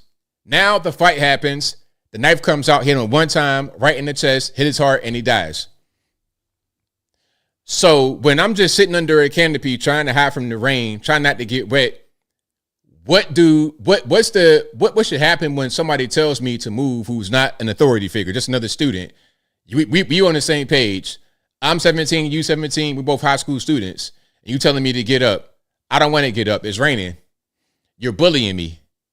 You want me to get up if I'm really inconveniencing you, being under this tent right now on these bleachers? Call a teacher. Call the coach. Don't put your hands on me. And don't think that it's okay to put your hands on me because I'm in the wrong seat according to you. Ain't no assigned seats right here. Even if it was a situation where you're at a basketball game and then you got some guys in your seats. What you going to do when you come up to him? Hey, I think you're in the wrong seat. And you're going to look at his ticket, look at your ticket, and then try to figure it out that way. That's how that would work. Now, if the guy doesn't want to get up when you proving that you are in the wrong seat or that he's in the wrong seat, if he doesn't want to get up, then you got to call security. Now, you want to try to engage this man and you get pummeled or you get hurt really badly. Well, see, now you took a risk that you probably shouldn't have taken. Am I preaching or am I preaching? Am I preaching or am I preaching? You took that risk. Maybe you shouldn't have taken that risk. I've seen that happen. People get folded up at a football game and they might get thrown off of the bleachers. I've seen that happen before too. So people talking about, okay, I'm in the wrong tent. Now, what facts did I get wrong? AB says you was in the wrong tent, but you not listening. Don't listen. Why was he under the tent? I'm gonna give you guys a pop quiz. Why was Carmelo under the tent? I told you why he was under the tent. Why he was under the tent. He was under the tent because it was raining and he's trying to seek shelter. That's why he was under the tent. So now, while it's raining, you kicking me out, you're bullying me. That's called bullying. And I don't like that. I don't care what color it is. I don't care what color the person is. Hot Rod says, don't excuse the 1350. What I got to do with it? Everybody know that in the black community, we got a problem with violence. What's that got to do with this case? See, y'all putting race in it when race is not even the question. I've not mentioned race. You mentioned it. See, race is on your mind, not mine. You think because it's a black person and because we got a problem with violence in the community that he's automatically guilty, as if a black person can't be a victim also, as if we can't get bullied also, as if nothing ever happens to us. We're only the aggressors. Is that what you think? It makes no sense. Why was he there with a knife? I don't know why he was there with a knife. That's a good question. I have no idea. But guess what? The knife wouldn't have been produced if he didn't put his hands. The knife wouldn't have come out if the guy was not approached and assaulted. It's simple. People keep mentioning the knife without mentioning what caused the knife to come out.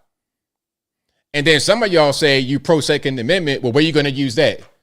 If somebody punched you in the face at the gas station and you got your gun on you, or you're going to say, oh, no, I'm not going to use the gun because that's too much of, that's the escalation of force. That's a disproportionate force.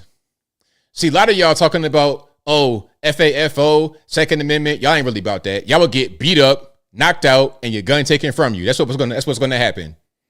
Because you don't know when you got to use whatever weapon you got on you. You don't know that. Okay.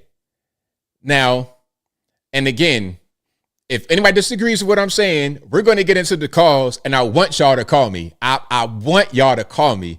And if I don't get calls, I already knew it wasn't going to happen, because a lot of times when I do videos like this kind of controversial, I don't get many calls because y'all be scared to call me. Y'all be scared to talk to me, which is why I know y'all wouldn't do anything. Y'all get into a fight. You can't even call me on the phone and talk to me about what's happening here, let alone fight someone on the street. So all this Second Amendment, I got my gun talk. Y'all not really about that. Not all of y'all watching, but a lot of y'all not really about that.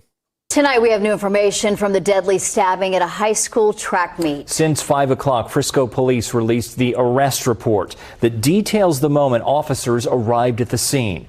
The arresting officer writes when he reported he had an alleged suspect. The officer said Carmelo Anthony said he did it. According to the arrest report, the tragic event began with the suspect sitting under another team's tent as rain fell and being told to move. A witness told police Anthony immediately opened his bag and reached in, telling the victim, "Touch me and see what happens." When the victim pushed him, witnesses say Anthony pulled a knife from the bag and stabbed Austin Metcalf in the chest. The murder suspect reportedly asked police on the scene if what happened could be considered self-defense, and asking if the victim was going to be okay. Maria Guerrero takes a closer look at the case and the grief in Collin County. Facing 5 to 99 years in prison if convicted, Carmelo Anthony no longer appearing as emotional as he did after being arrested in the stabbing death of 17-year-old Austin Metcalf. They were twins, identical twins, and his brother was holding on to him, trying to make it stop bleeding, and he died in his brother's arms. The horrifying scene playing out Wednesday morning during a district track meet with over 100 student athletes participating. Frisco police say Anthony, a Centennial High School student, stabbed Metcalf, a Memorial High School student, during a fight.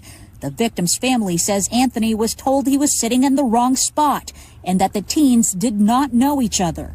Frisco police and the school district declining to provide new information or interviews.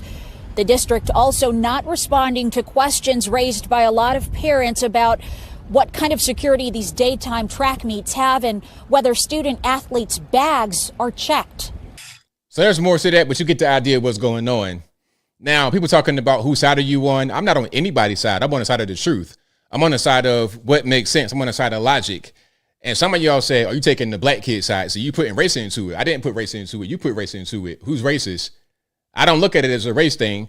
The same way I did not see race when I talked about Daniel Penny and I defended Daniel Penny. Okay, race is not even really important. It's a matter of what makes sense in the case. I'm sitting here under the tent, minding my business because it's raining. It's raining. I'm trying to seek shelter. You coming up on me with your brother, you and him. So off rip is already 2-on-1. Hey, get up out the seat. Look, don't touch me. Don't touch me. You touch him.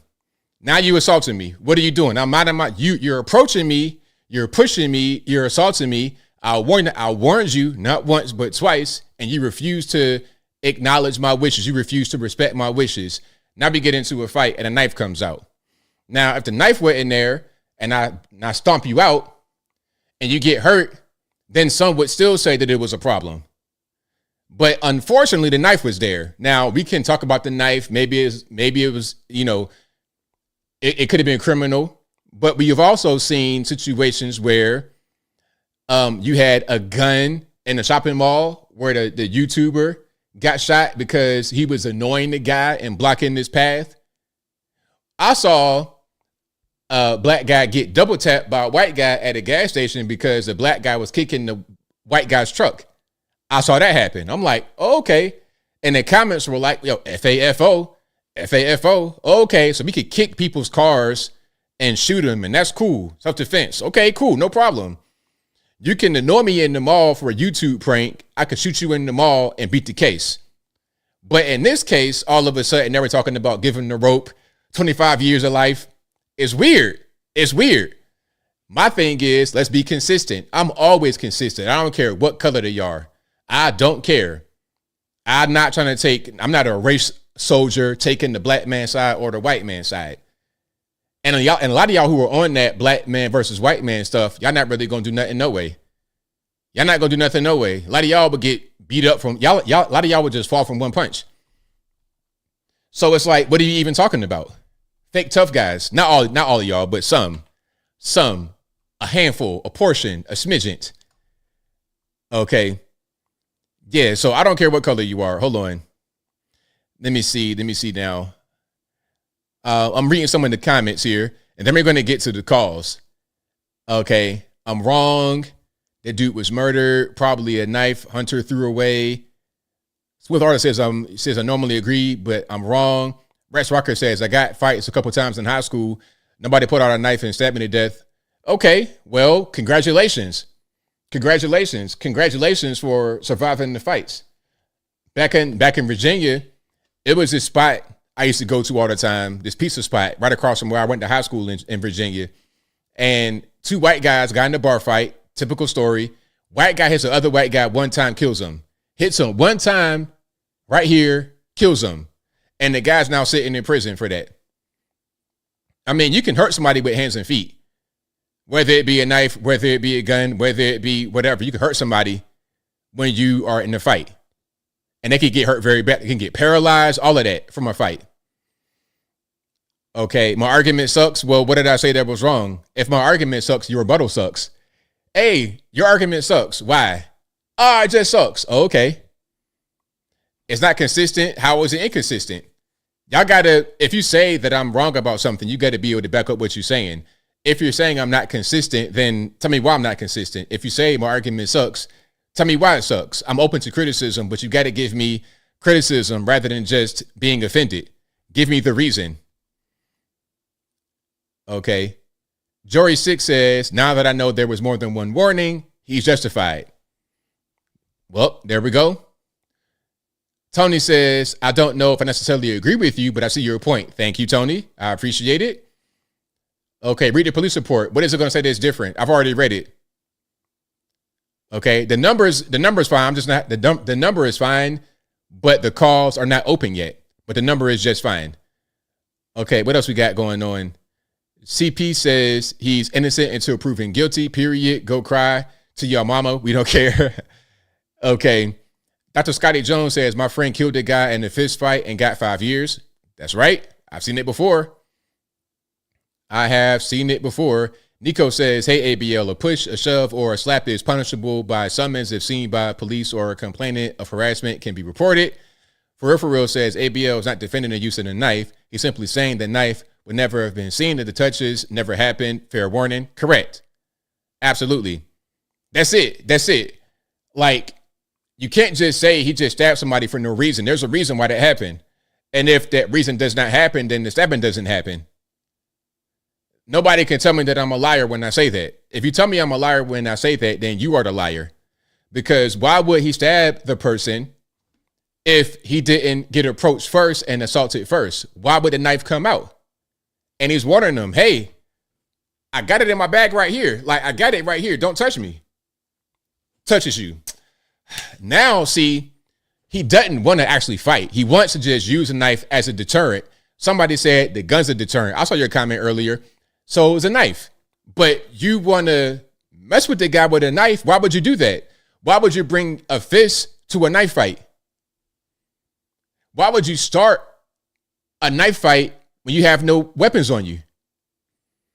This makes no sense. And again, rest in peace to the young man. Prayers out to his family. It's very sad. If it was up to me, I would not touch a story with a 10-foot pole. I'll leave it alone because all it's going to do is stoke racial tension. People are going to pick sides, racial sides, because they're racist. They're going to say, oh, I'm on the black guy's side or I'm on the white guy's side without looking at the case objectively.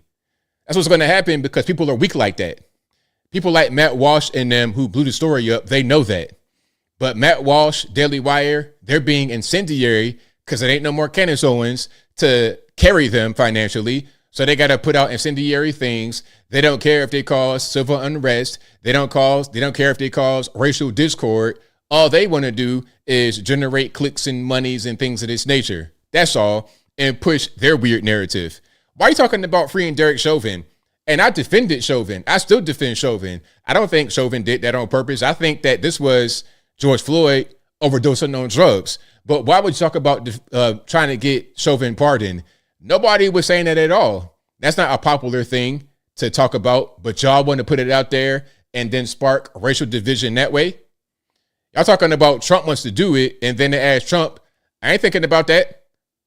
Of course he wasn't, because that's not a thing that's going to be politically advantageous for anybody. And even if you do pardon him, he's still going to be in prison, but it'd be worse because he'd be in the state joint rather than the Fed joint. Dumb, idiots, morons. Why do this, Daily Wire? So this whole thing, this whole kerfuffle, this whole fallout, I blame on them because they were the ones that really got the whole fire started on social media, in my humble opinion. Okay, now what we're going to do, we got super chats on deck. Then we're going to get to the calls. I'll open the calls in a minute, but the number to call is 706-406-3287. It's right there. 706-406-3287. The number will always be in the ticker. It'll also be in the description box, but we're going to get to super chats first. Then we're going to get to the calls. Okay. Kat says, ABL, you're the one that keeps bringing up race. Nobody in this chat is. Really? Really? Somebody said to me earlier, right when I was describing the whole situation without mentioning race, they said I was taking the black kid's side. You can rewind the video and you can see the chat right here. When I said it, you can see the chat right there on the side. You can see when they said it. It's not about race for me. It's about race for some of y'all, not me, because I'm consistent black, white, Puerto Rican, and candy stripe. I don't play favorites when it comes to race. Some of y'all do. Thank you to Jay Worms for gifting 5 ABL memberships. I appreciate you. Thank you to Big Rocks, Little Rocks, who says, I guarantee you if we got hit with a terror attack because of the open border, liberals will find a way to justify us getting attacked. Disgusting. Exactly. Exactly. Thank you to Kaius Posthumous, who says the Coast Guard made another huge drug bust today. Shout out to the Coast Guard. Thank you to Kaius Posthumous, who says Trump admin is weighing airstrikes against cartels. Hey, man, if it needs to be, it needs to be. And then somebody said that I read the police report and I got the facts wrong. What did I get wrong? I asked you earlier to say what I got wrong, and you have not done it. Come on, man, let's do better. Thank you to John Medeski, who says you can't stab and kill an unarmed kid that just touches you or pushes you. If this was okay, there would be thousands of kids dead every year. Well, at the end of the day, I've seen people like the mall situation where the guy was just getting in his way, being annoying, playing a weird video. The guy shoots him and beat the case. So yes, you can actually. You can't attack someone and then dictate their response to you. You can't do that. Like where is that at in the law? Show me that in the law book. Okay, if I punch you in the face and there's like 3 of us here, if you do anything beyond punching me in the face, then you're going to get in trouble. Where is that in the law book? Show me that law. Because I don't know nothing about that. Thank you to CP, who says he is innocent until proven guilty in American law. Thank you to Michael Critchlow, who says black women have the opportunity to elect the first female governor of Virginia in 2025. Do you think black Virginia women will rally around Winsome Earl Sears, or vote Democrat per usual?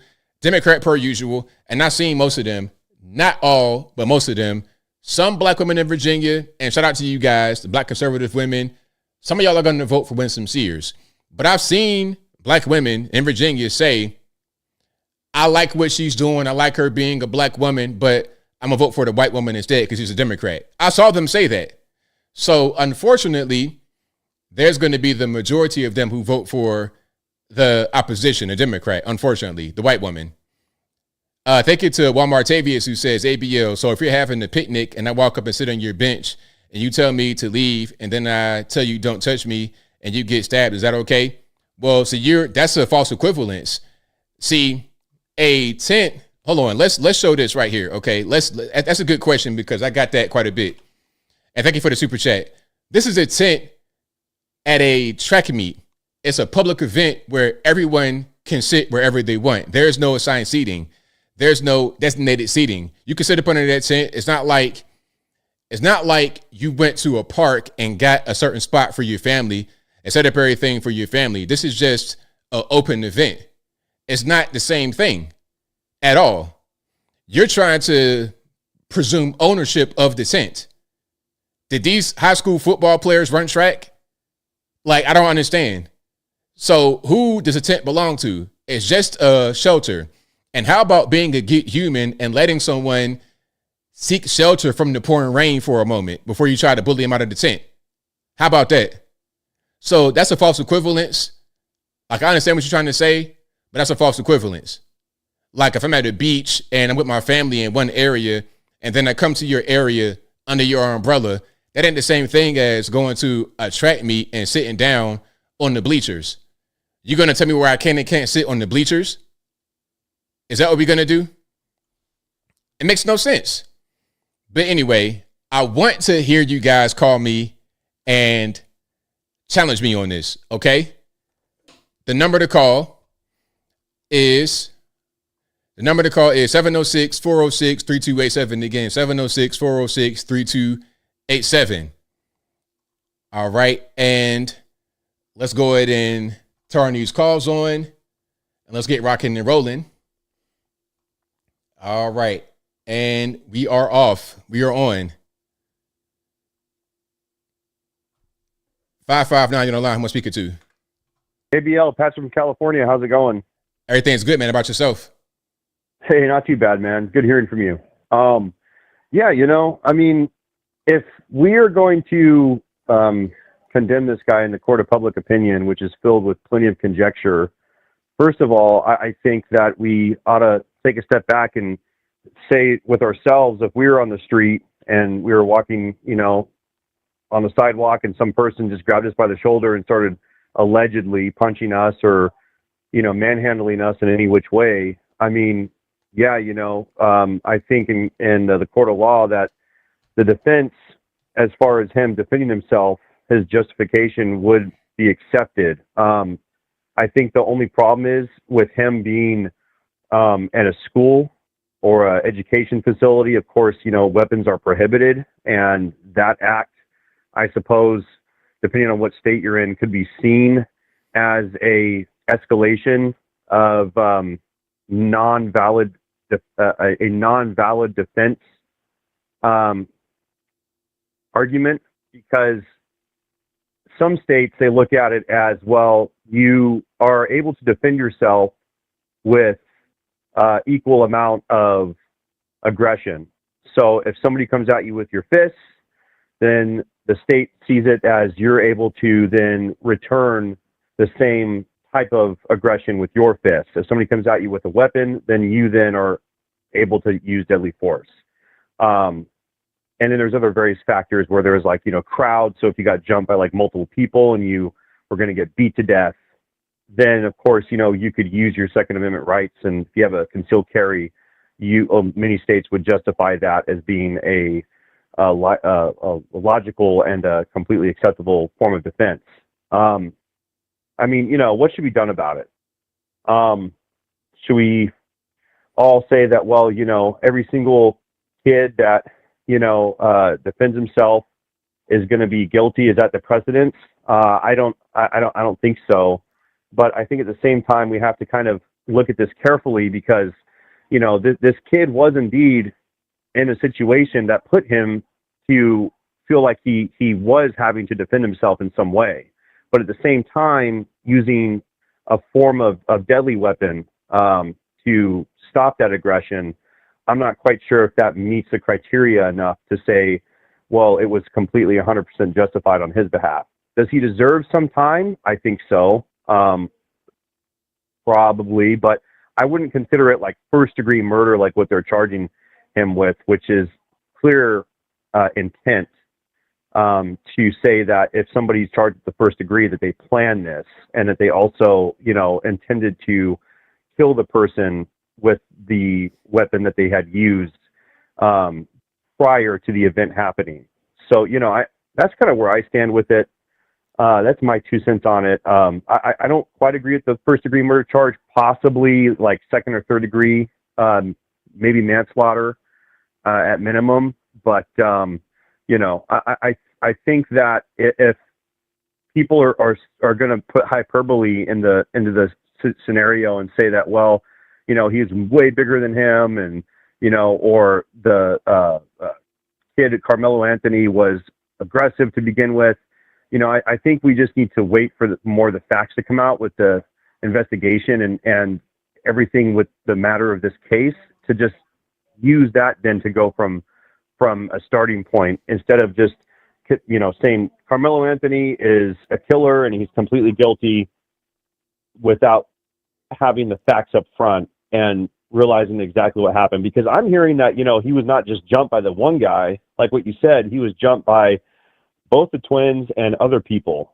I'm not saying that he's not guilty again, but, there's just a whole lot of unanswered questions that I do have that I feel like needs to come out further into the investigation of this case. So anyway, ABL, I really appreciate the time to let me spiel on my soapbox, for lack of a better words. And thank you so much, sir. God bless you, and God bless the United States of America. Take care. Thanks for the call. Appreciate it. All right, there we go. So one main thing you got to think about is, okay, you got his twin brother that's right next to him. If one twin's going to fight, the other one will too. So off rip, 2-on-1 right away, and probably more. So now you say, okay, proportionate force. What kind of force can be proportionate to two people on one person? Do I have 4 fists? Do I have 4 feet? I don't understand. Who am I speaking to? You're on line 657. This is Jason from Phoenix. All righty, turn stream down the background for me, please. Yes, sir. My bad. Done. All righty, what's happening? Well, so about the stabbing, the track meet stabbing. Mm-hmm. Bottom line, keep your hands to yourself. Thank you. Otherwise, stuff like this goes down. It's so simple because it's like it's a tragedy. It really is. But tragedies, conflicts can be avoided. I was always taught as a child, do not put your hands on people. Don't start fights. Exactly. Because you never know what's going to happen. And also, why are you picking fights anyway? Leave people alone. Yeah. Now, I mean, bringing a knife to a track meet, that's kind of a different story. I mean, I get protecting yourself at all times, but, it's hard to, after the fact, I mean, number one, baseline, keep your hands to yourself. Everything will be cool. You keep your hands to yourself. But let's say you don't. Now you're gambling with a sociopath at a track meet who brought a knife for some reason. A sociopath? Hold on. How is he a sociopath? Well, he doesn't seem to care about the well-being of others. What are you basing that on? When he placed the knife inside of the other guy's chest. But you just said that if you keep your hands to yourself, it wouldn't happen. So if you say, wait a minute. If you say that if he kept his hands to himself, this wouldn't happen, then how was a person who reacted a sociopath? You just kind of gave him the reason why it happened. He didn't do that for no reason. He did it because he was attacked. Well, no, but he placed his hands on it twice. He didn't press a knife into his chest. But you just said keep your hands to yourself. Like, okay, so if you start a fight with me, you're not a sociopath. You just what do you call that? If I'm minding my business and you put your hands on me and you attack me, what do you call that? No. He's the guy who became deleted. He's not the sociopath. He placed his hands on the other dude, and the other dude pulled out a knife and stuck it in his chest.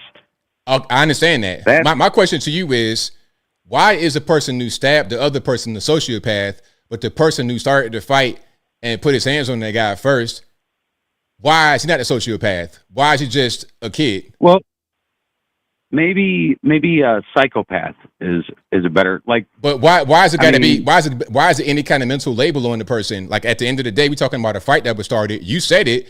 Keep your hands to yourself. So you acknowledge that you started the fight. So if you started a fight, why are you not giving any kind of mental label? But the person who defended themselves, maybe it was over the top, but they defended themselves. According to what you're saying, why are they pardon me. Why are they the sociopath or the psychopath? Well, no. I would say they're equally psychopaths. Okay. But one of them pulled a knife out of their book bag that they, for some reason, brought to the track meet, whatever. That I guess that doesn't really matter. But he pulled it out and stuck it inside somebody else. Now, I can't imagine. I've been angry before. I can't imagine taking a knife out of my book bag and sticking it inside of another person and killing them. Well, I can't imagine running up on somebody minding their business and punching them in the face either. I can't imagine that. Yeah. So totally. I see it as reaction. I see it as action and reaction. We could say the reaction was over the top, but the reaction came from an action. If not for the action, there is no reaction. Yeah, I know. That's when I started off the call. Keep your GD hands to yourself. I agree with that part for sure. All right, man. All right, now. I've taken enough of your time. Thank you for the call, man. Appreciate it. Yes, sir. All right. Shout out to the caller. Let's go. What's speaking to 757? Caller, can you hear me? 757. What's up, baby? It's Michael Crislow. What's going on, boss? Hey, man, loving the show tonight. Thank you, man. Appreciate it. Hey, shout out to your opinion on this whole Carmelo Anthony stabbing situation. Yeah, man. I'm just a consistent person. I just call it how I see it. Race, color, I don't care nothing about that. You can't go around just attacking people, punching people, pushing people. And I always say that on this channel. I say that all the time. So I would sound crazy to come up here and say something different just because of the race involved. I guess some would want me to just to defend the white guy. They think that about me. I'm just like a white guy defender. I don't care what color you are. At the end of the day, what's right is right, and what's wrong is wrong. And it's wrong to attack someone when they didn't do anything to you and then try to dictate a level of response. We could say it was over the top, and that's fine. But at the end of the day, nothing happens like this if the initial action doesn't take place. Indeed. And you know, and the caller before me mentioned something about sociopath, and you brought up a great point. And I sent a super chat a couple of shows ago, and I told you to take a look at that book, Sociopath Next Door. And there's actually a character in that book that kind of reminds me of a situation that played out with the stabbing. But I mean, like, people throw that term around, but it can go both ways. So people shouldn't necessarily use that term. Right. I'm with you. Yeah. So that's crazy. And also, I mean, even if you want to bring race into it, I mean, we're we're both from Hampton Roads. I mean, listen, I'm black, and I'm looking at everybody. Like, so if you're black, I'm watching you. You know what I mean? If you're white, I'm watching you. If you're Puerto Rican, I don't care who you are. I'm watching everybody. Like, as you say, I keep my head on a swivel. So I'm not, you know, I'm always looking around. I'm always, you know, I'm always in defense mode. So to be in a situation where somebody is an aggressor, it's just crazy for people to think that person is completely innocent. It's unfortunate that the young man got stabbed, but had he not, you know, initiated contact, I mean, he wouldn't have passed away, and that's unfortunate. You know, it's just really sad. Exactly, 100%. So yeah, man. But that's all I got for you, man. I appreciate you taking my call, and take care, man. Thank you for the call, man. Definitely appreciate you. Peace. And, you know, I'm gonna say something else. And that was a great call. Shout out to him from the 757 area. But some are going to say this is going to divide the country. By next week, it'll go away. Why? Because the media is not trying to pump it up. The social media guys like Matt Walsh are. And they're going to move on to the next story, talking about Meghan Markle or women going into the workforce, some other kind of nonsense. They're not going to talk about this much anymore. The same way that whole baton thing died down, this will die down too, because the media is not really pumping it up. 253, you're on the line. Who am I speaking to? Hey, ABL. It's Leah. I'm the one that called a few weeks ago to say how I got my husband listening to you. All righty. How's it going? Oh, good, man. I thought I was worked up when you were playing like the Sonny Hostin videos and the Democrats, and then you started talking about the stabbing thing, and I'm like, ooh, ABL. So this is how I run it through my mind is, and maybe this is a cultural thing, because from what I've heard you say about where you've grown up, completely different culture than here in Washington. I wouldn't go under somebody's tent without asking, can I sit here? Okay, hold on. Pause. So now we don't really know who was there. Like, so from what I read was it's raining. He gets under the tent because it's raining to get away from the rain. Now, I don't know if anybody was right there when he sat down or if anybody was in proximity to him to be able to say, hey, get up. I don't know if the twins came later after he was already sitting down and say, hey, move. You see what I'm saying? Mm-hmm. So it might not have been a thing where it was occupied and he might have just sat there because he's trying to get out of the rain.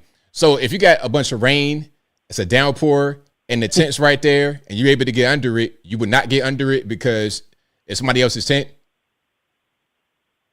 Correct. Okay. I would try to find somebody who has the tent or just wait till somebody gets there and then I would ask. But that's why I'm saying maybe it's a cultural thing. And this also makes me wonder, what happened to the part that I heard where he was rummaging through people's stuff or he was kind of acting suspicious around their personal items? I thought their personal items were under that tent. Well, I think that one of the boy, I think the twin boy that survived, he was talking about they had some personal items, but I don't know if he was rummaging through. I've not heard that part, but I did hear that he said that there might have been some personal items under the tent. Well, and this goes back to one of the people said in the chat, several people, and I totally agree with it. We're just speculating right now, right? And due process, innocent until proven guilty. And just like you're saying, well, you don't know if somebody was under the tent. And my perspective is I just wouldn't go under the tent. But then again, I'm a Washingtonian. I'm used to this rain. So, and the other thing too is this is Texas, right? And in Texas, don't they have, like, the culture in Texas is don't start anything, you know? See that thing is that's going to be a difference in culture too, because some say that the provocation came from when the young man sat under the tent. Some say the provocation came when the two boys came and then put their hands on the young man. So we have a difference in when the actual provocation started. Which one do you think it is, the sitting under the tent or the putting hands on the young man to get him to move? I don't think sitting under the tent warrants attacking somebody. And I think that there's definitely more stuff, you know, like a back and forth thing that had to have happened. I mean, it wouldn't make any sense for if he was just sitting there for someone to come up and push him, right? So there was that whole get out of here thing. But why didn't he honor that? And just like some people in the chat have said, he could just walk away. That's his option too, not pull out a knife and stab someone. That's the option too, right? That's an option, but it's also an option on the other side to not touch somebody, to not put your hands on somebody when they tell you not to put their hands on them.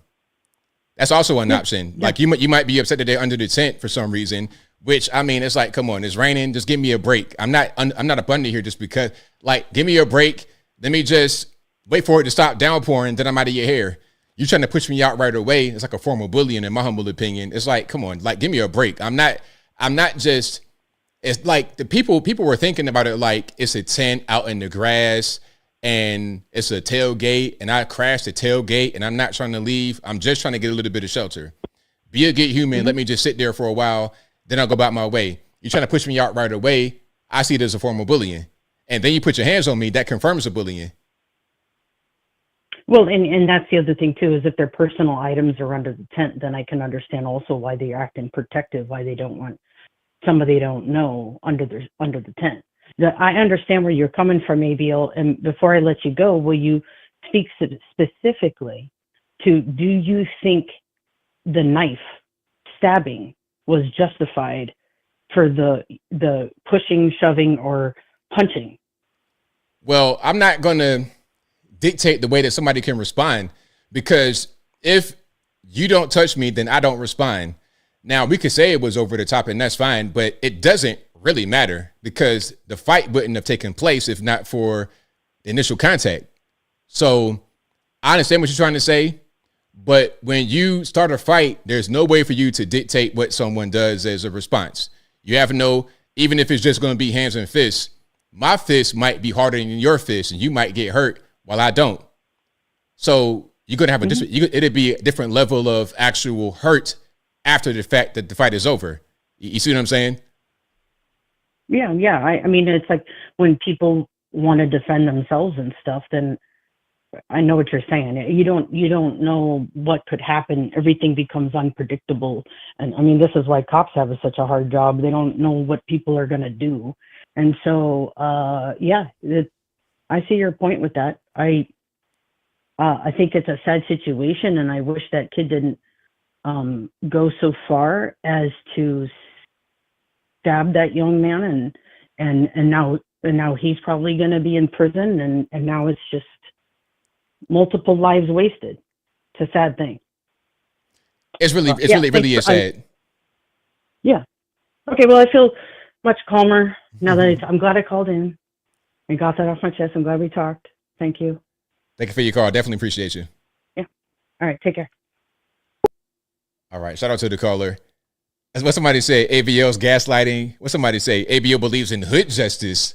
Okay. That's not racially motivated at all. Okay. That's not provocative. listen, if you're approaching me and you're approaching me in an aggressive manner, that's a provocation right there.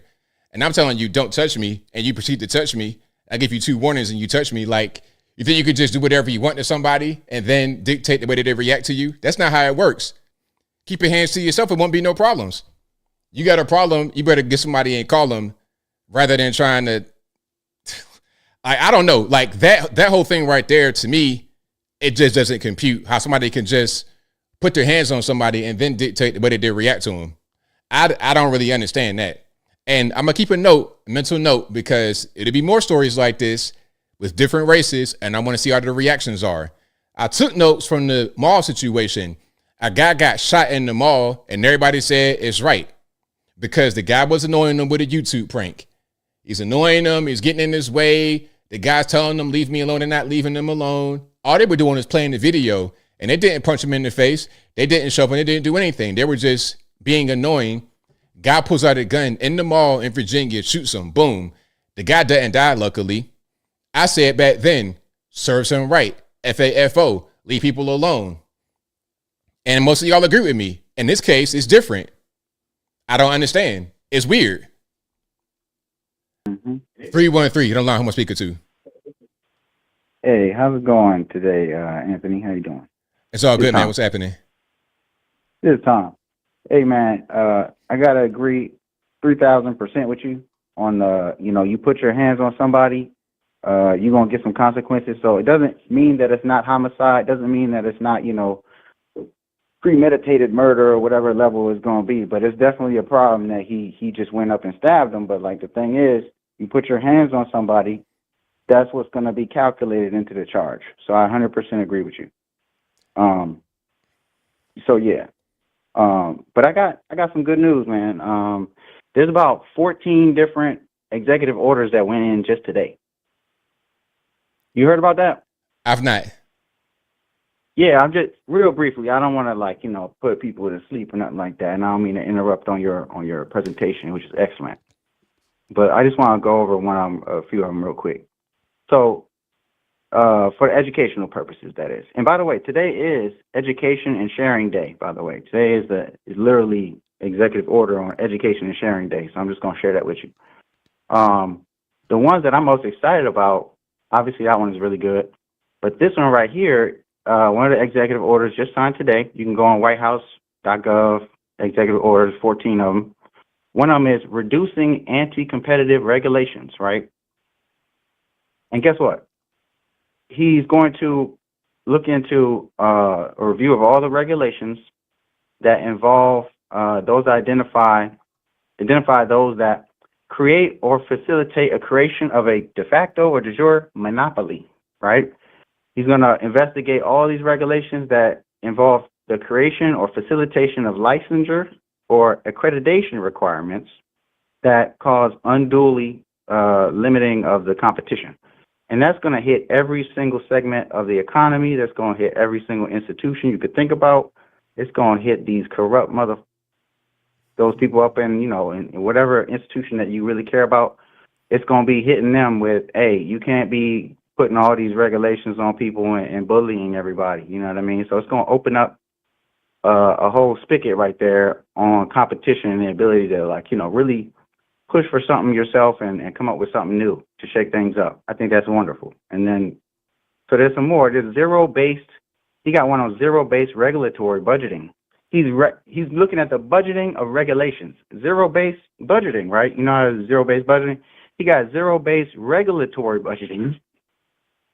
So basically, he's going to put a sunset rule on all the regulations.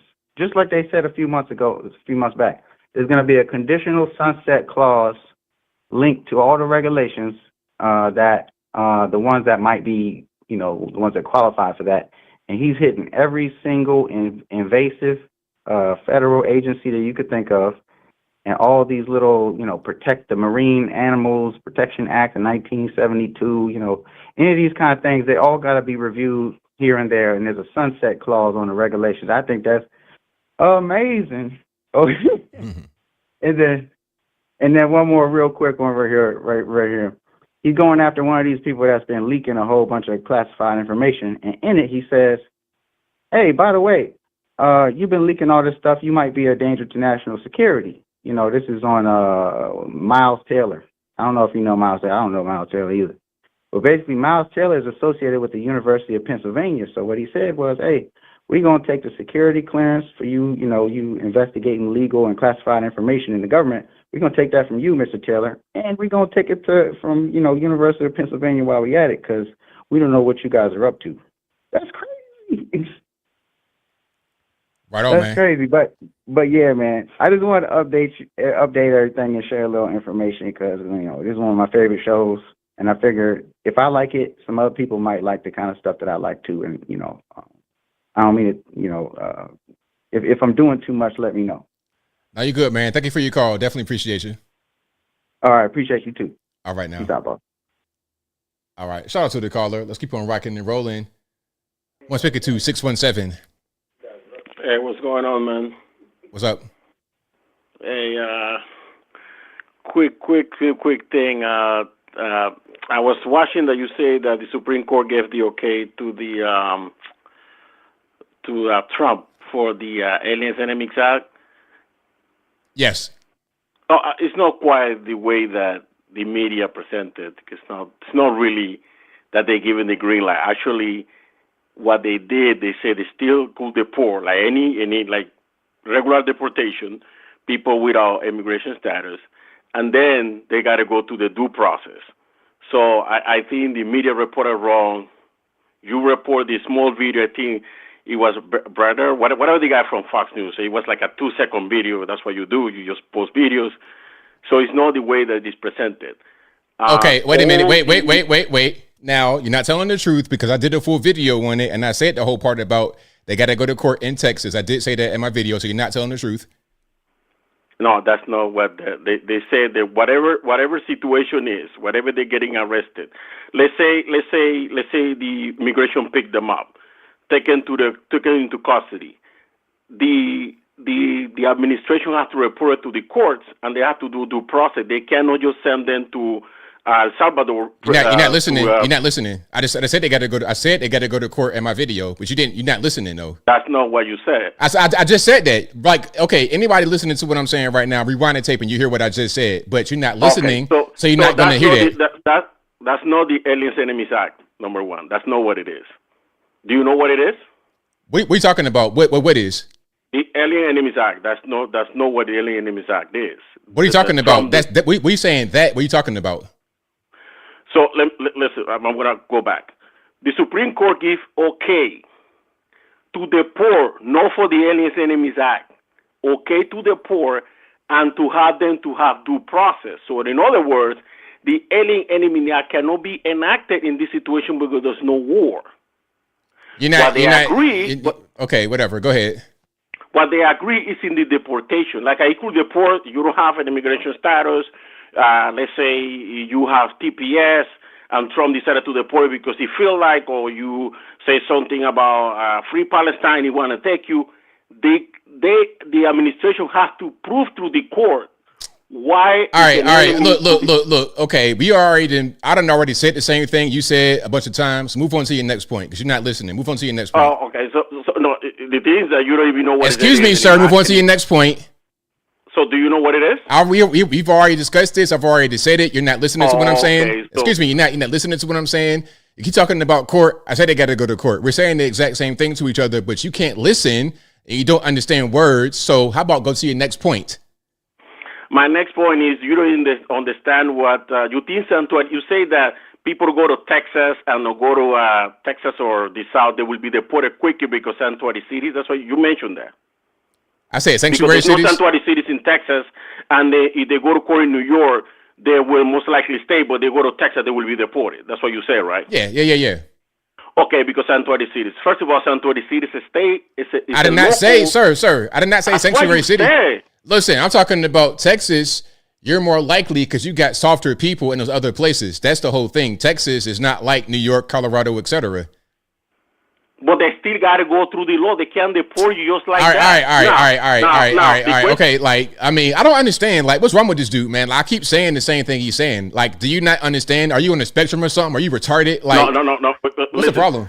You said If they go to Texas, most likely they deported because Texas is not a sanctuary city. That's what you said, right? I said that if they go to Texas, they're going to be deported because there is no things like that. You're going to get deported. You're right there. Excuse me. You're right there in Texas. So you're making the point about sanctuary cities for some reason. Like that was not my focus. But make your point. So what if thing like that is then? You're making the point about sanctuary cities, although it was not my point. Make your point. What if thing? Make your point. Don't ask me no more questions. Make your point.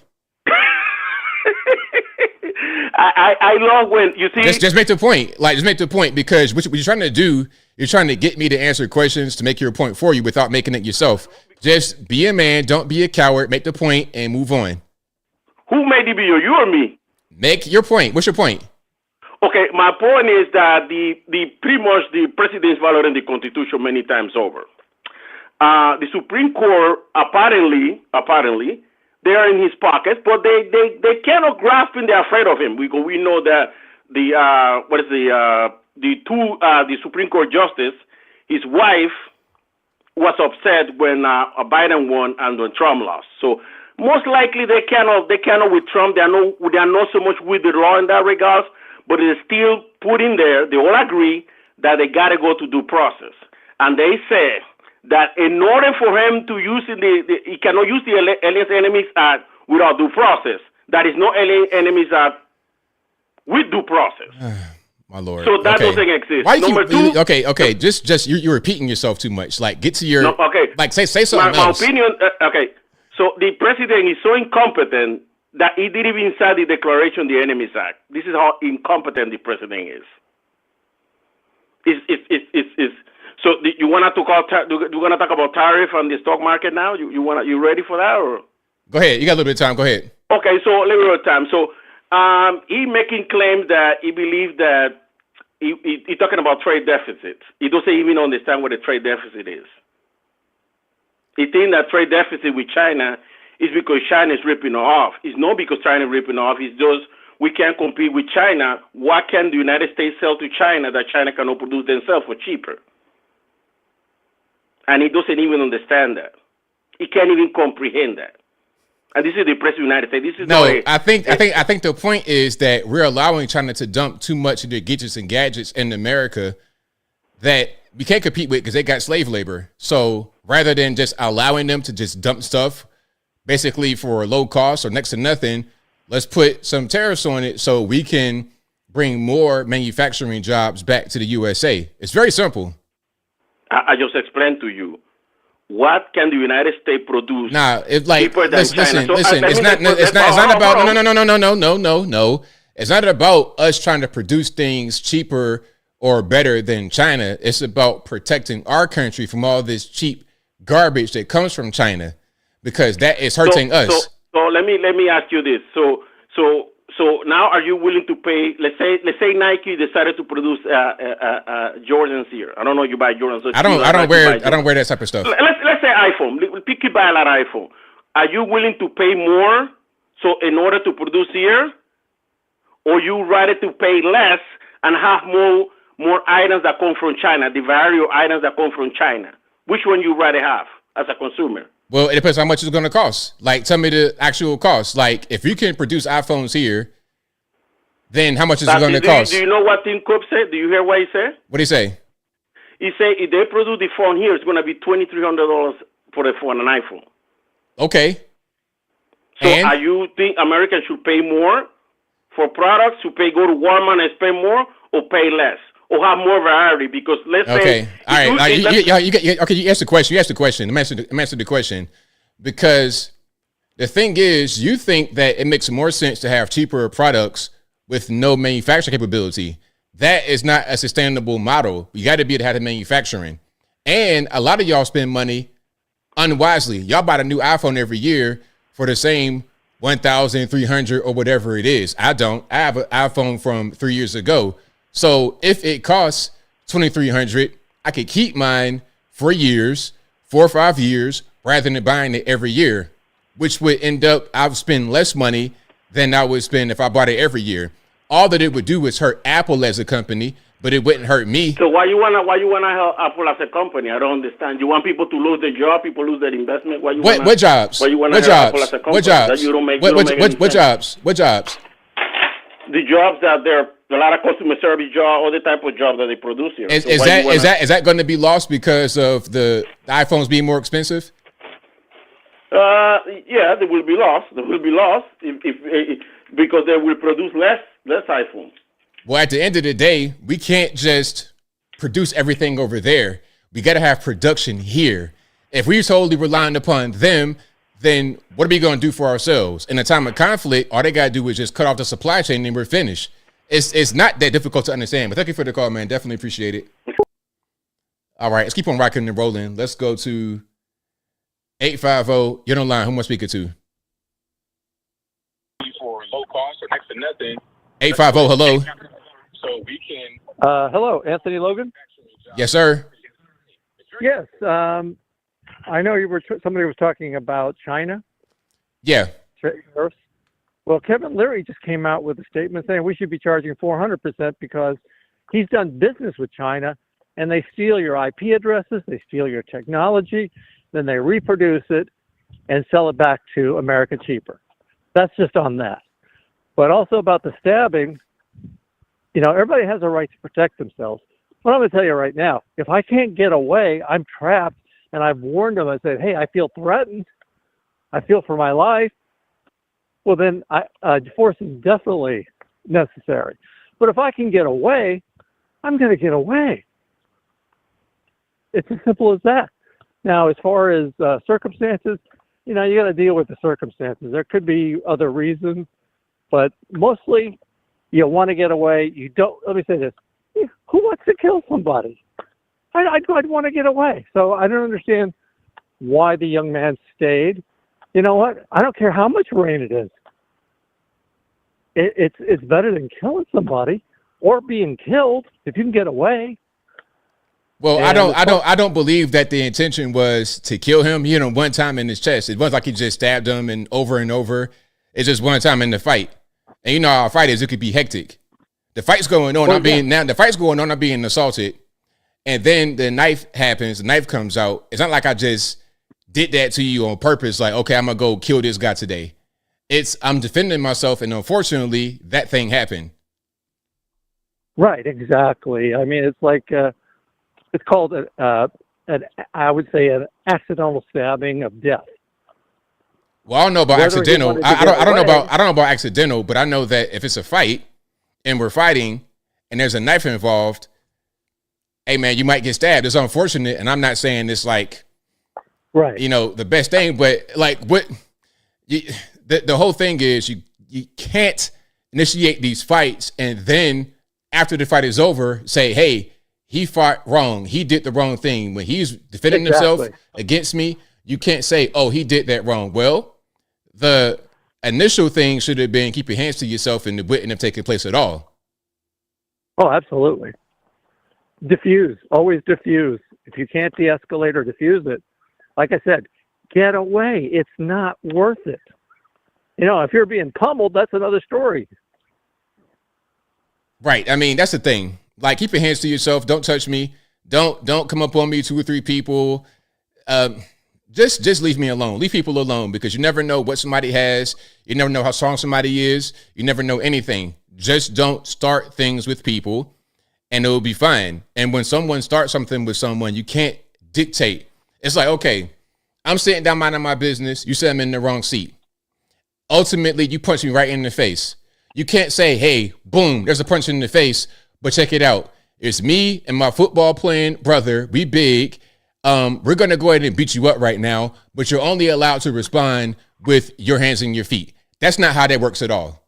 And the way to avoid any kind of conflict like that is keep your hands to yourself. Right. You know, a lot of times we open the door for what comes our way. And that's what he did. He did open the door. All I know is that I wouldn't want to kill anybody, but if my life was threatened, I'd protect my wife. I'd protect myself, my kids. I have no problem. I don't want to, but I will. And, you know, this is something that really needs to be, they don't teach kids in school what the right thing to do is in certain situations. It's like they don't teach the kids about finance, or when you make money, what to do with it, how to invest it to make money. And it's the same thing with social engagements. If you're not embraced someplace, just leave. And I'm sorry the guy was getting wet, but it escalated. And now you got to look back, those decisions I made. And that's what people need to be taught. You're going to be held responsible for your decisions. So make sure it's worthwhile. And it's still tragic. That's all I'm going to say about that. It's tragedy. I feel for both sides of the family. Like I said, I didn't walk in his shoes. I didn't walk in the other guy's shoes. I don't know everything. Hey, I've been a juror. I just know you got to get all the information from both sides before you can make a judgment. Right on, Amen? absolutely. Yeah. Well, I'm enjoying your program. It's the first time I called. Well, thank you for the call, man. Definitely appreciate you. I appreciate you. Well, God bless you. God bless. Shout out to the caller, and shout out to Come On Man for spamming the chat for an hour with the same thing over and over. Give me something else, bro. I mean, good grief. Okay. Chris says, ABL, are you going to kill me if I push you with my hands? I don't know what's going to happen to you, but what you should do, keep your hands to yourself. I don't know what's going to happen in the middle of a fight. I don't know. I can hit you one time and you can die. How about you don't touch me? I'm going to tell you not to touch me. And if you decide to put your hands on me, punch me in the face or something like that, I mean, I don't know what's going to happen. I can't determine that. What you can determine is whether you decide to put your hands on me, punch me in the face, slap me in the face. Or you can determine that on your own. I'm never going to start anything with you. I'm never going to lay a finger on you. I don't go around pushing people, shoving people, flicking them in the forehead. I don't go around touching people inappropriately. If y'all got a problem with that, then I don't know what to tell you. 870, you don't lie. Who am I speaking to? Yeah, this is Wasey, man. How you doing, ABL? Long-time listener, first-time caller. Thank you for calling in, man. What's going on? Hey, I appreciate it. I'm a truck driver and heading down the road, man, and you help me make it through a lot of nights whenever all these long, lonely miles, and I listen to you a lot. And I heard you earlier whenever we were going. I've heard the China so far, and then I heard the other one about the kids and the fight and the arguments, and I wanted to tell you that I believe that you're right.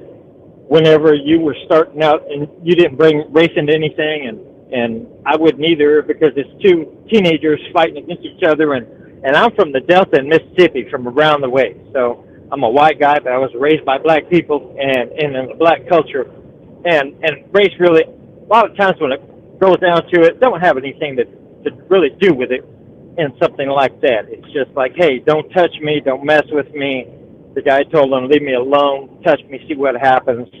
And he touched him and he seen what happened. Now, in the law, they would call the poor kid that ended up dying, he was the proximate cause of the accident. So whenever I was initially going to become an attorney at one point, and then went through college and took pre-law. And anyway, they say whenever you study criminal law, they want to know what's the proximate cause. So what cause, or if you do tort law means accidents, on-the-job injuries or slip and falls.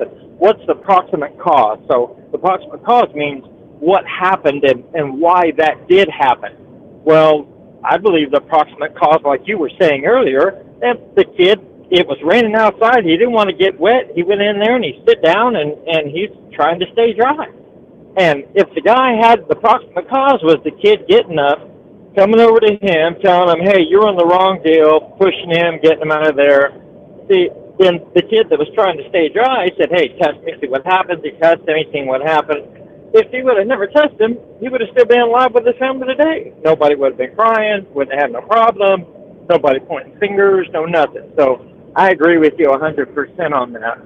And then as far as the China thing also, what a lot of people don't believe is America has been bleeding jobs for 50 years. I remember, I'm 60 years old now. I just turned 60 years old in September last year. And I remember as a kid seeing cheap toys, and on the bottom of them, when you turn the toy over, it had a little sticker that said, made in Hong Kong, you know, and nothing ever said made in China. And then it went from made in Hong Kong to made in Taiwan. And then whenever it started going made in China, well, then that's when the, you know, we started hemorrhaging jobs, and all of our working, our businesses. Look at like Main Street. Whenever I was a kid, we used to go down Main Street. I used to walk down Main Street with my grandmother. All the businesses were open. You could go in. People knew your name. They knew everything. And nowadays, people have picked cheap prices and convenience, mail order, and getting it delivered to their house over things being made in the United States that maybe it cost a little bit more money, but the quality was better, it lasted longer, and it was just a better product. And then I heard the Hispanic guy, it sounded like with the heavy accent earlier that called in, he was worried about a cheaper price and you're going to cost jobs, and he doesn't realize and never mention all the jobs that it cost the United States and all of the workers that lost their jobs and unemployment, can't find work, can't find anything. And they don't realize that. So I just wanted, you know, everybody to realize that also. Right on, absolutely, 100% correct. That's the main thing. It's the jobs that are lost. People always say, "Oh, we got cheaper prices." Okay, well, you can have cheaper prices, but you have no jobs to be able to pay for it. So what are we really accomplishing?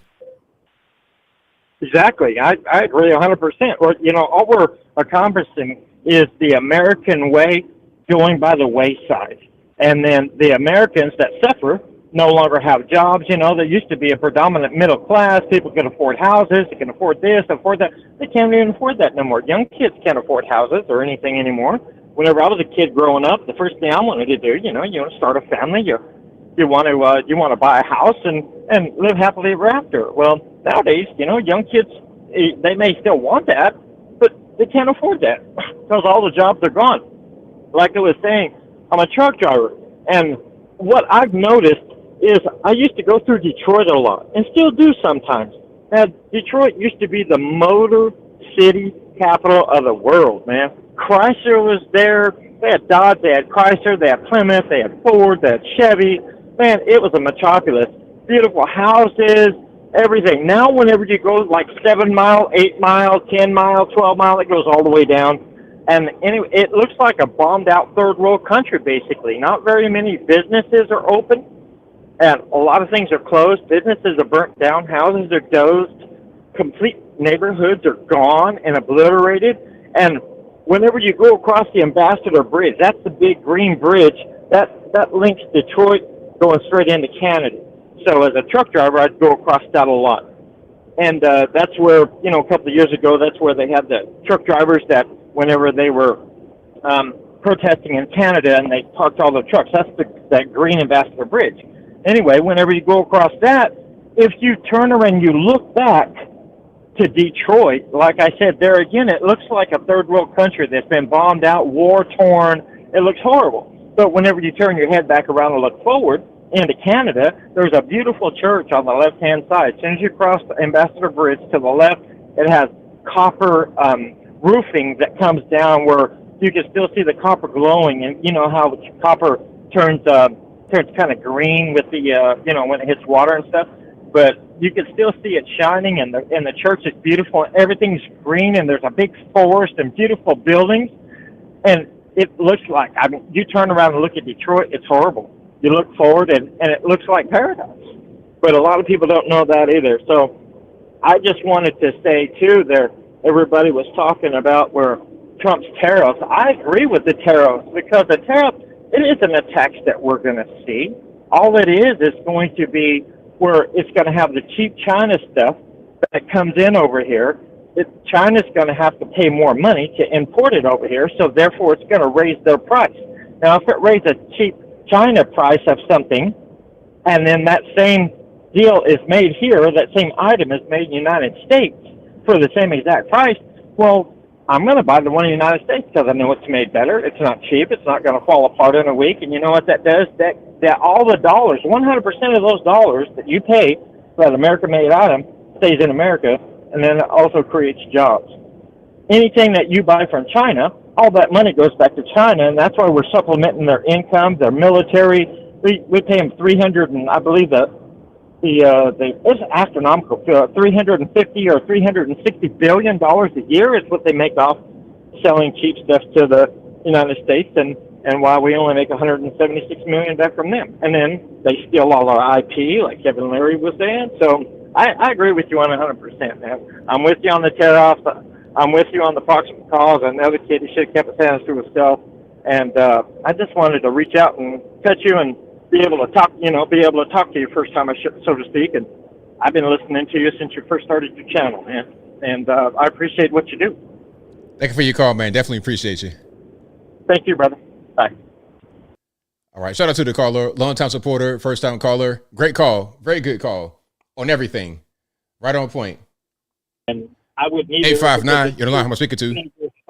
Yo, how's it going, Anthony? How's it going? Oh, I'm sorry. This show's on in the background. I do apologize, and I'm waiting in line, waiting for my order. So, looks very libertarian. What's up? How's it going, ABL? Enjoying the show? What's up? Everything's good, man. What's going on with you? Oh, you're breaking up. I can't even hear, boss. I carry a firearm. I have to because I do deliveries to place for different companies and businesses. I'm not going to say which business or not, but I carry. But I'm responsible as a responsible gun owner, knowing that government buildings like hospitals, schools is the main thing, and government buildings that you have to leave your firearm, you have to leave your weapon, knives, or anything like that on your side in your car, because it's a government building.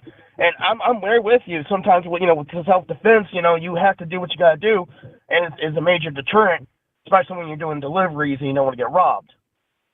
So, I will say, I do agree with you, but I don't agree with the fact that he comes into a school with a knife. Well, was he in the school, or was he in on the outside in the track and field? Was he inside the school building, or was he outside? Well, if it's say school grounds, property, if it's school property, that's different. Yeah, he's on school grounds, but not inside the school. It's a little bit of a difference, but I understand what you're saying. And I get where you're coming from. Especially with the guy on, the YouTuber who was just like pestering the guy in the mall. If you keep on bothering somebody, you don't know what kind of weapon or what you're messing with. Don't pick fights with people. Leave people alone. And Samuel Jackson once say, it won't be nothing if you won't start nothing. So, hey, I talk to you later. ABL. I gotta get this delivery. I talk to you later. Hey, much love to you. Enjoy the chat and 420 all the way. I talk to you guys later. I'm out. Thanks for the call. Appreciate you. All right, shout out to my man. Hey, people say, "Oh, I'm done with ABL." It's okay, man. It's fine. People unsub every day. It's totally okay, man. I respect your wishes. I wish you nothing but the best. Wish you nothing but the best, man. It's all good. And I checked the subs on that video. I lost 150 subs from that video, but I still gained 5,000 subs month to month. So it didn't even really make a difference. 717, you're on the line. Who am I speaking to? 717, hello. Going once, going twice. Sorry, 717. ABL, like the rest of them, sticking up for themselves. Racism. Hey, if you're a racist person, you can go ahead and just unsub right now.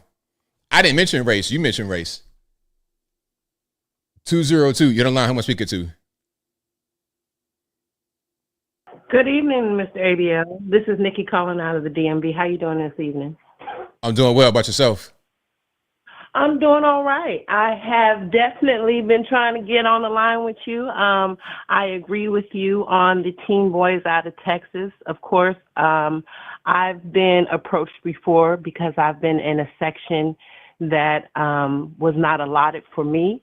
But at that time, I was not feeling very well. And so I was in the corner of the section, and I was approached by a young lady who told me that the section was cordoned off for her and her party. And I told her that I didn't feel well and that I was just going to sit there. Now, the party that I came with, some of the people came over. They asked me if I was okay. I explained to them that I wasn't feeling well. And this young lady across the way was harassing me. I guess they felt some type of way. They didn't want to take me home immediately. So they approached this young lady and a fight ensued. Now, of course, I didn't want that lady to get harmed, but this is what happens in situations like this. You can't predict what the outcome is going to be. You know, I'm not saying the young man was right because he produced a knife. Of course, that's really tragic. But when I was in school, I was taught that you have to go inform the staff if you feel uncomfortable, if you have any concerns. You at no point in time address the situation as a student or take authority in your hands as a student. And I have been in school a long time ago, so I don't know where that has changed. Where and it's not to say that there hasn't been bullies and students like this in the past. This has been happening in America. We are the grandchildren, the great-grandchildren of the Wild Wild West, of the blue coats and the red coats. So this is just a part of our culture. It's not a black or white thing. I think that is something that's created by the media. And as far as the young man or the man that normally calls and, you know, kind of hounds you about what's passed in Congress and what you said on previous podcasts, I just learned that there was 3.5 million new Social Security numbers that were given out in the last 4 years to migrants or peoples who have not paid in to the system, who wanted the opportunity to pay in, or whatever they want to call it. But of the 3.5 million, half of them are receiving Social Security benefits and subsidies. And I can't, as a citizen, get even 0.5% of this 3.5 million new Social Security numbers in funds for myself to secure education, to help my community, to help my country. And I'm a born citizen of this country. So when you're talking about being territorial amongst high school students, I mean, imagine how adults who've been working at this system this long feel.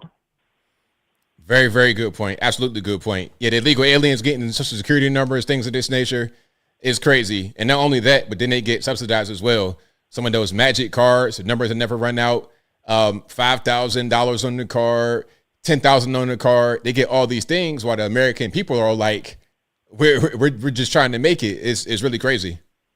Absolutely. I completely agree. So when it all comes down, I mean, it is a funny state that we're in, but I do believe in accountability on all parts.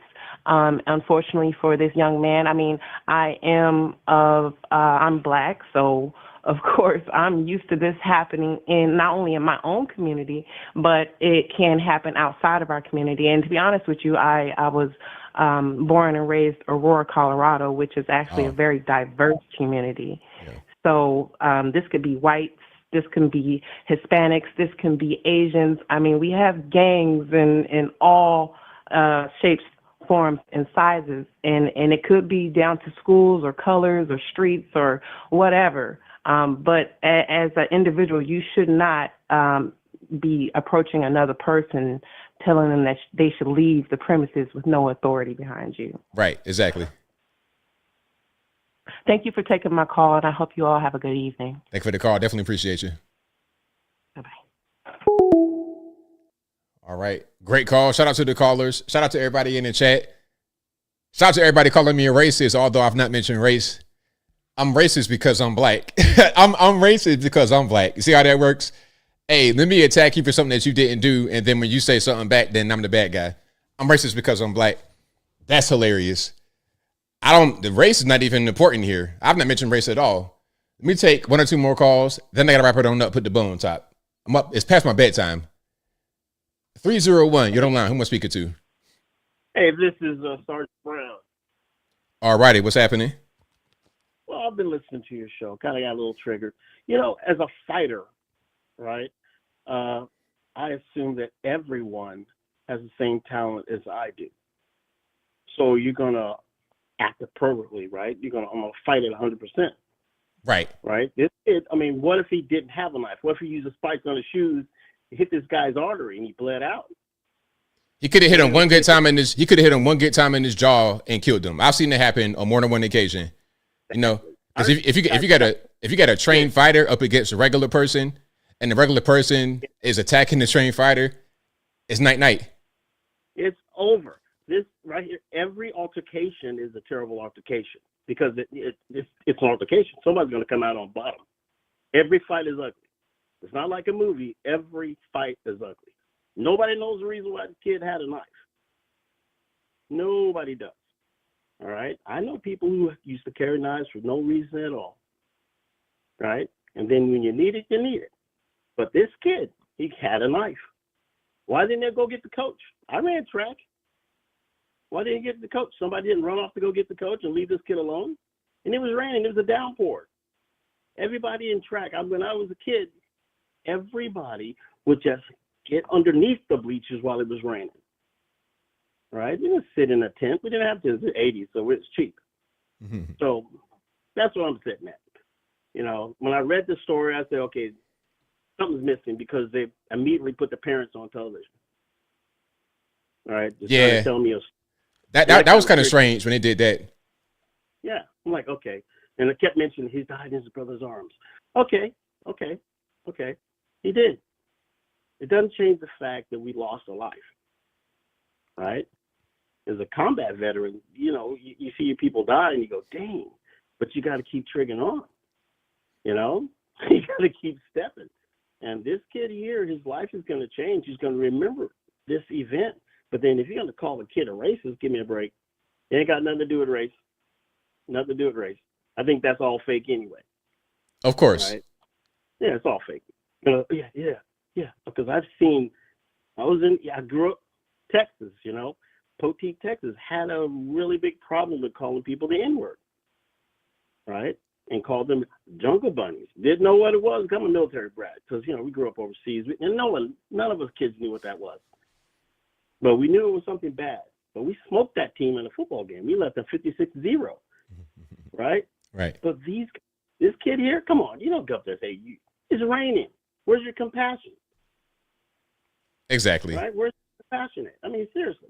You're going to talk about he died in his brother's arms. I understand that. But where's the compassion for the kid in the rain? Ain't nobody was going to run track, just sit there and wait.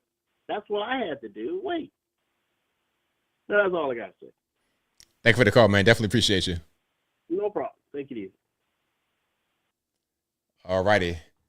Great call. And shout out to you guys. You guys are fantastic. I think that's probably a wrap for me. It's 11:30. I got to go ahead and go. You know, it's past my bedtime. If you couldn't get on tonight, I'm sorry. Don't blame me. Blame the white man because it ain't my fault. And don't take that seriously. Don't nobody get offended at blame the white man. I always do that joke. Been doing that same joke for many years now.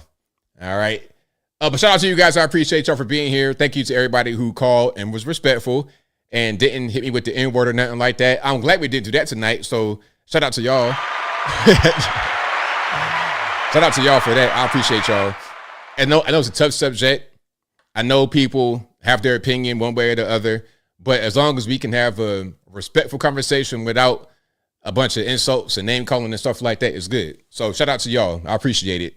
If people may not like my stance and they want to unsub, go ahead. It's fine. People unsub for me every day. I've seen people unsub for the craziest reasons. I'm not going to stop you. You know, you live your life, do what you do. All righty. But that'll be a wrap for me tonight. Thank y'all again for being here. I'll be back live. Same bat time, same bat place on Saturday, 8 p.m. Eastern time to right around right now, 11 p.m. Eastern Standard Time. And I'm here every day putting out pre-recorded content on the channel. And I'm also on Rumble for you guys who have Rumble. Y'all, please follow me there. We pull it up for you guys right quick so you're able to see. I'm easy to find on Rumble, Anthony Brian Logan. I am monetized and verified over there. So you're able to see the little green puck next to my name. There we go. So we're in there on the Rumbles. Alrighty. You can check me out right here. You can see there's me. There's the little verification. We got 1,330 subscribers. Shout out to you guys who've already subscribed to me on the Rumbles. Shout out to you guys who follow me on my social media platforms, my Facebook, Instagram, Twitter, never going to call it X, TikTok. All those links are available on the actual website. And the Facebook is jumping. Shout out to the Facebook people. I tried to stream on Facebook, but they get too weird with the copyrights and it just kind of messes me up. So, but shout out to you guys who watch pre-recorded content and the shorts over on the Facebooks. But that'll be a wrap tonight. I'll be back again live on Saturday. Shout out to everybody for watching, retweeting, super chat, and whatever you do. I could not do this show without you. Thank you to everybody that has been, thank you to the moderators for keeping the trolls in check. I really, really appreciate y'all as well.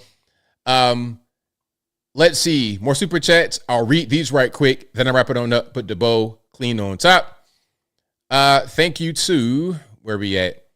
If anyone has any questions, super chat it because I'm not going to be able to see it over there. Shout out to you, Gregortron, for a super chat in that. Let me just refresh this right quick. Or, matter of fact, how am I going to do that? Let me go back here. Okay. Let me see if I can refresh the screen. It's not really behaving properly. Let me refresh that right quick, and then we're going to read the super chats. And again, shout out to y'all for being here. I know we up late. I know it's past your bedtime. But let's go ahead and read the super chats, and then we get it on out of here. All righty, where are we at? Okay. So thank you to Lying Dog Face Pony Soldier, who says, I wish they say stay here until it stops raining. Exactly. Be a human being. Be a real person, man. Like when people it's raining. I don't know, man. I just like to help people and not be confrontational. Okay, I see a man with a cane walking in the store. I'm gonna open the door for him. Like, come on, bro. I don't care what color you are. It could be white. It was a white guy the other day with a cane. Open the door for him. Old white man falls on the ground. I pick him back up, man. It's fine. Like, I don't know, man. It's raining and I see you sitting right there in the tent. I'm not going to come approach you and say, hey, get away. That's bullying. That's not how men should operate, man. You should just understand the situation and just leave it be. But people just want to be, try to be authority figures and take matters into their own hands. And then they want to start fights. And then something happens. You got to teach your kids not to do that. And I don't even really blame the young man for doing that. I don't think he really understood. He thinking he could just do that and then the guy supposed to just comply. But that's not how the real world works. That's not how it works. You try to do that out in the world when you get to be adults, it can end very badly for you. And I've seen it happen over and over again. And I don't want that to happen to y'all. I don't want y'all to get into a confrontation unnecessarily because any confrontation can end badly for you, whether it's a knife, a gun, hands, fists, whatever it is, it can end badly for you. I've seen people die from a fist fight, and it's not that uncommon, or get seriously injured from a fist fight. Thank you to John Medeski, who says they were both in the wrong, but one kid chose not to leave the tent. That was for the team in the first place, and instead kill a kid seems extreme. Well, what team? These guys that the boy that was a victim was on the football team. Was he running track that day? I don't think so. So what team? Thank you to Seafoam, who says, I get you, but I don't think it's worth prison time. Hey, you know what? It might not be, but it doesn't matter. It doesn't matter what happens to Carmelo ultimately because you have somebody that died. That should be the focus. The person that is deceased. How could we have prevented the person from being deceased? How could we have prevented this whole thing from happening? Okay. Brad says blacks stick with blacks no matter what. So that's why I defended Daniel Penny, right? Okay. That's why I did that. You're just a racist. If you're a racist person, that's fine. But just say that. Just say I'm racist and be rude with it rather than being the coward talking about this case is an example of a black person talking with a black person. I'm gonna always do that. Just say you're a racist and let's lead with honesty. Thank you to Kiwan Lynette, who says, this is tragic. The lesson to be learned is that children should consider how their actions can impact their parents. His parents have a deceased son, and this could have been avoided. Thank you for that. Thank you to Gregortron, who says, I work for a school district. There are rules. No knives, guns, dogs, skateboards, or bikes. With that said, you're right. Nobody should put hands on anybody because people are crazy. Tell a coach. Exactly. So simple. You never know what somebody's going to do. You never know what somebody's going to do. And the thing about it is, like, I knew it was some kids in high school that we did not, like, everybody knew that guy right there, if you do something to him, it's going to be bad. I'm going to tell you something. We had this kid, we call him the Juggernaut. Nickname, his name was Jug. We called him the Juggernaut. And everybody knew, don't try to do nothing crazy to Jug. Like, Jug was a little bit mentally off. Hands, fists, whatever, he would hurt you very badly. Leave Jug alone. You want to go mess with Jug and something happened to you, it's your fault because you went over there and did it. I don't know. We got to just do things that make sense. Even on the Hot Twins podcast, I said this to the racists. I was like, when you in some of these areas in the country, like in some parts of West Virginia, we knew to not go to certain hollers, certain little areas because they might string you up off the rip because you're black. And it's your fault if you go down there knowing what they could do to you because, yo, it's like, why would you go down there to this place where they are known for doing that? Now, if I'm sitting in somebody's tent because it's raining, I'm not thinking, hey, I'm about to get beat up by some white guys or any guys because I'm sitting under the tent when it's raining. I'm not thinking that. You see what I'm saying? I'm thinking I'm just under the tent to get away from the water, not to try and provoke somebody. But some see that as provocation. Some see that as an excuse to put your hands on somebody, beat them up to get them out of the tent. You're going to start a fight where you could really risk your life. You could risk your school career when you're about to graduate over a tent. I would never. One thing that I wanted to do when I was in school was to avoid fights, to avoid confrontation, because I'm not trying to throw my career away and my high school career. I'm not trying to get myself suspended. I'm not trying to have a reputation to being some guy like to fight people. I used to get in trouble for just being harassed because I was so big. Everybody want to try to say something to me. I try to avoid it. A conflict happens, and I don't want to have no parts of it. But because I'm in the conflict, because they're messing with me, I'm in trouble. So I say, you know what? I don't even want to be around y'all. I want to just be over here. Because if I'm over here, y'all going to start messing with me. It's going to be a conflict and I'm going to get in trouble. I don't like that. And I don't like people that pick with other people and then say, you did something to me. How about you just leave me alone? I've been there before. I've been there.